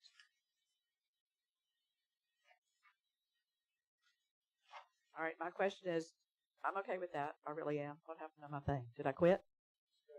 I am as close as I can get here. Practically in my mouth. Well, what I'm saying is, do you want to say 19 acres or do you want to do more like 15 or 18? Something nice and round. I mean, it seems to work for me. Because it's all those others I don't want doing the same thing. Because I just don't want people going so close to their lot lines. I don't want them covering it, the whole space, 80% of the space. If it's ag, it's ag. Mostly it's an open field and a pole barn. It's not a whole building. I realize you're different. That's why we're here. And I thought about doing that originally, but then I figured what farmer's going to pave over the property he needs to farm with? I figured our use was already going to limit this to people like us. So I didn't think it was needed, but I'm not sitting up there. Yeah. So we're fine with these changes, and I do think they avoid any problems that you'd foresee. I have a question for Laura, if I can. Yes, ma'am, absolutely. Is there any precedent of having such a, very narrow requirements coming back and sort of biting us in the tail end in the future? We have narrowed this so much that then the next person that comes in also wants us to narrow the regulations as well. That's a good question. I'm not sure that we've tailored much zoning before in the city like this for anybody. Kirsten and Jimmy may have done it more often than I, but maybe they could talk about some precedents. Sure. So I think the question has maybe 2 parts. So the question as to, is something like this unusual? It's not. This is, I'm not going to say commonplace, but it's fairly typical for municipalities to say generally this kind of use, and so they tailor their land development regulations in order to permit the uses they feel are appropriate and prohibit the ones that they feel are not. And sometimes it comes in the form of these sort of tailor-made regulations. To, if the question is, if we do it here, do we have to do it for somebody else? Only if we find that it's appropriate. So we're only doing this because you as the council, I say we, the city of Williston feels that this is an appropriate use, and so we're tailoring our land development regulations to permit something that's appropriate rather than something that we feel is inappropriate. Thank you. And I like the fact that we're tailoring it, because that was my whole problem all along, is that it needed to be specific to what you wanted to do, not every property that was zoned ag. All right, so what would be the benefit, though, of, like, say, the 15 acres instead of the 19? Is this, this is going to be better language for properties in the future to possibly be able to do this, or does it really not matter? Is there anybody else got ag at the 15 or up in the city limits? We have a couple, I believe. There are a couple, and there possibly will be some that are going to be annexed in. When they're annexed in, though, they probably won't want to be ag. They'll probably want to be residential or commercial. I don't know. A couple of properties that I'm thinking of, they want horses. They probably will be ag. But I don't know that they're going to be building any buildings that are closer to the lot line. These parcels that are on 7th that back up to Stonehenge, how big are they? So they're 10. 10. Okay. And they are going to be ag. And there's two of them at the moment. There's 3. 3. But they're only 10. They're 10. Okay. There's part of your answer. And just as a reminder, if another property were to annex in the future, you all have the decision of whether or not to zone it ag or to annex it even to begin with. So there's no requirement that, say, a 25-acre parcel comes in and you say, well, our land development code allows for this to be a greenhouse, but we don't feel that that's really where we want this to be. These are all things that you all can consider when you're considering, is this an appropriate parcel to annex? That answers the question. For the most part, I just didn't want to put in the language 19 acres if then a year from now you have to do something different and 15 would have worked better. You know what I mean, or something. Can I weigh in on that? That's a really good point. We're relying on an old survey. I hope if it's less, if that survey's wrong and it's less than 19 acres, I'm fixing to get sued. So we wouldn't mind y'all saying 15. I would say 15 or 18 is probably where I'd go with it. I like numbers of the 10s and 5s, so I would say 15. Okay. All right. I got your marching orders. Explain to me the one last question I have.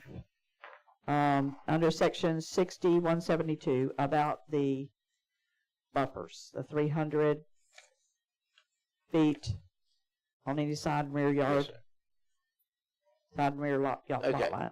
What this says, this says if the building meets the commercial buffer requirements. All right, here's my problem. You're not supposed to be commercial. I know that. So, but we're saying if the buffer requirements. Yeah.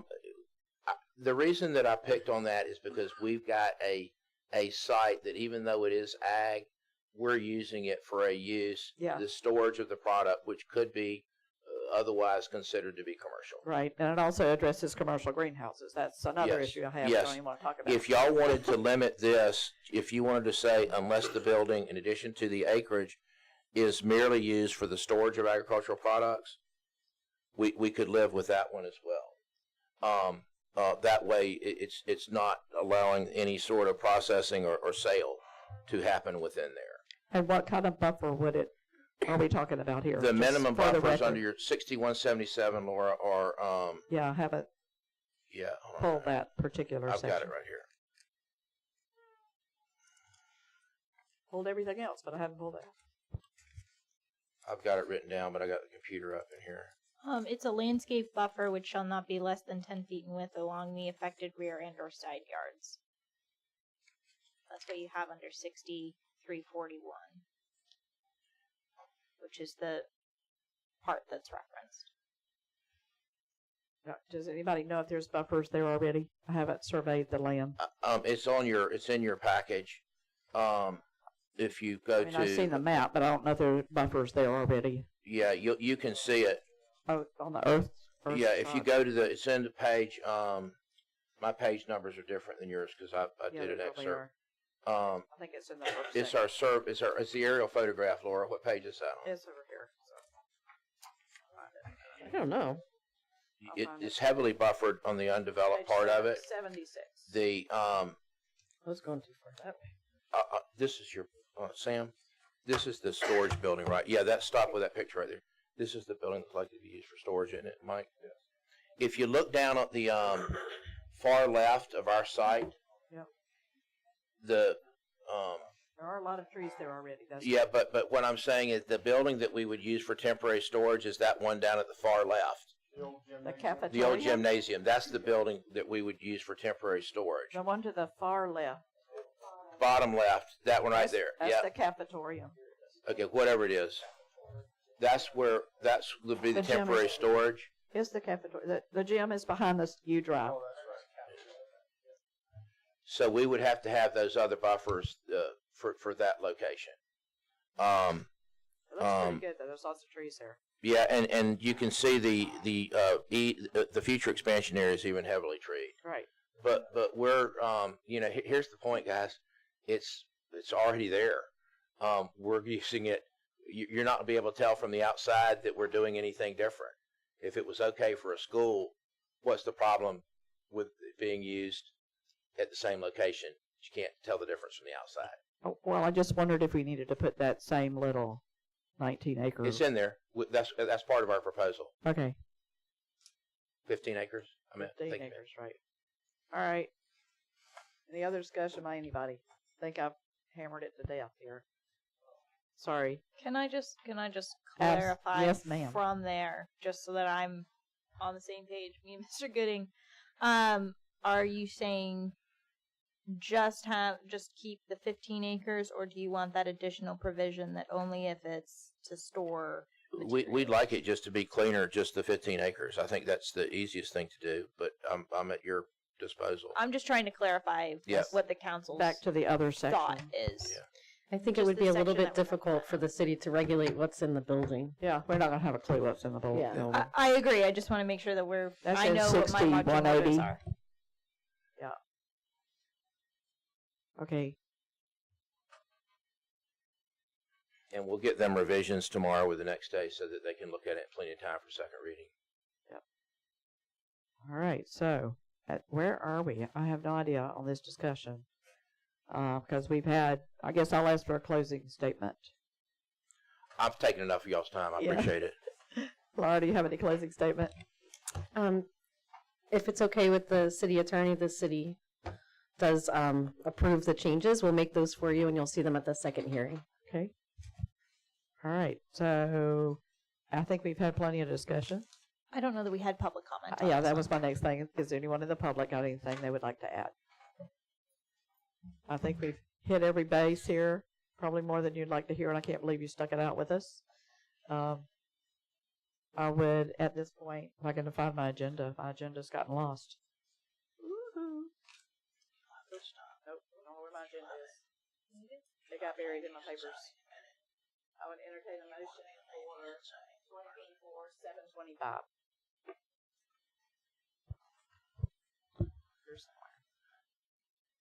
I make a motion, we approve ordinance 2024-725. I'll second it. I have a motion and a second. Is there any further discussion from anyone in the room? All in favor of the motion say aye. Aye. All opposed, same sign. Motion carries. It's approved on first reading. Thank you, guys. Who said that? Oh, thank you. All right, so show me your agenda for every announcements. Public participation. We're back to public comment. And some of you have stuck it out. You must be here for a reason. Mr. Hires, would you like to make comment? Are you sure? Let you introduce yourself and tell us what you're up to. We welcome that at our. I don't want to keep it. We've been here a long time. Yes, we have. That wasn't why I was here, but my name's Johnny Hires. For anybody that doesn't know me, running for District 5, County Commissioner, Lee County. And if you have any questions, feel free to call me, talk to me. Pretty easy to get a hold of. But I'm here to just put myself out there and let you know who I am if you don't know me. So thank you. We welcome you. Okay, at this time, I'll ask if anybody has any announcements. Because I know we must have some. Ms. Latricia, who are you pointing at? Oh, yeah. I don't know. I wasn't back to participation yet, but nobody has announcements. Okay. The Chiefs meeting did go very well. They're still talking about it. I'm still here. I heard it from Mrs. Bustamante yesterday about how much her husband appreciated it because we were at the Women's Club. Mr. Stiegel. Yes, ma'am. Just want to let everybody know that the Formation Flying Clinic will be happening Thursday to Sunday. So if you do see a bunch of planes, in and around the area, it's normal. Perfect. I saw your post this afternoon. Anyone else have an announcement? I do. Who? Miss Wright. Miss Jackie Appling wanted everyone to know that movie in the park went well Saturday. There were 75 kids that showed up. That's wonderful. And she wanted to thank the staff and everyone that helped it make it be a success. Terrific. Okay, now we're back to public participation. One more thing. Wait, Mr. Yep, I'd just like to add that if anybody needs an example of how municipal government works and how it should work, should watch this video tonight. Excellent job on everybody here. It is. It's amazing. Thank you very much. Yes. I got one thing too. They don't appreciate it until they see it. And I just, I know I've talked to you about it. I tried to come by, but I want to try to do something to get that Little League field, a second thing written like what we were talking about, or something to where we can help the youth in Williston. If we can get some heads together with our attorney or something to where we can try to help with their rates of the water and electricity. Yeah, it sounds like Mr. Prevo's been talking to him like he's been talking to me. Yeah, I know you had some suggestions. Yeah, I just want to, just say that I want to try to get something sooner rather than later for them. That electric bill is going to be really high when they're running their lights. So anything that we can do to help our youth in this city, I want to try our hardest if we can to do it. So I have a suggestion, but it's going to require a vote back in front of the city council. So we can Let's not forget about it. Yeah, I just want to try to do it sooner rather than later, Yeah, I know he's especially been while talking. I'm still sitting Their water here. bills are just- I'll be more than happy to bring in front of Yeah. the council on the He's next been agenda. calling me. He must have been calling Zach too. Yep. And just so you'll know, Tommy Provo is the president of the Wilson Youth Athletic League, and he has been calling me. It sounds like he's been calling Mr. Bullock too. Their water bills are really high. They have 2-inch water meters, and they are irrigating fields, softball fields, soccer fields, football fields. They had a well at one point, and their well is not working. It hasn't worked for them in a long time. They tried to hook it back up. It's still not working. It's not going to work unless they repipe everything. And I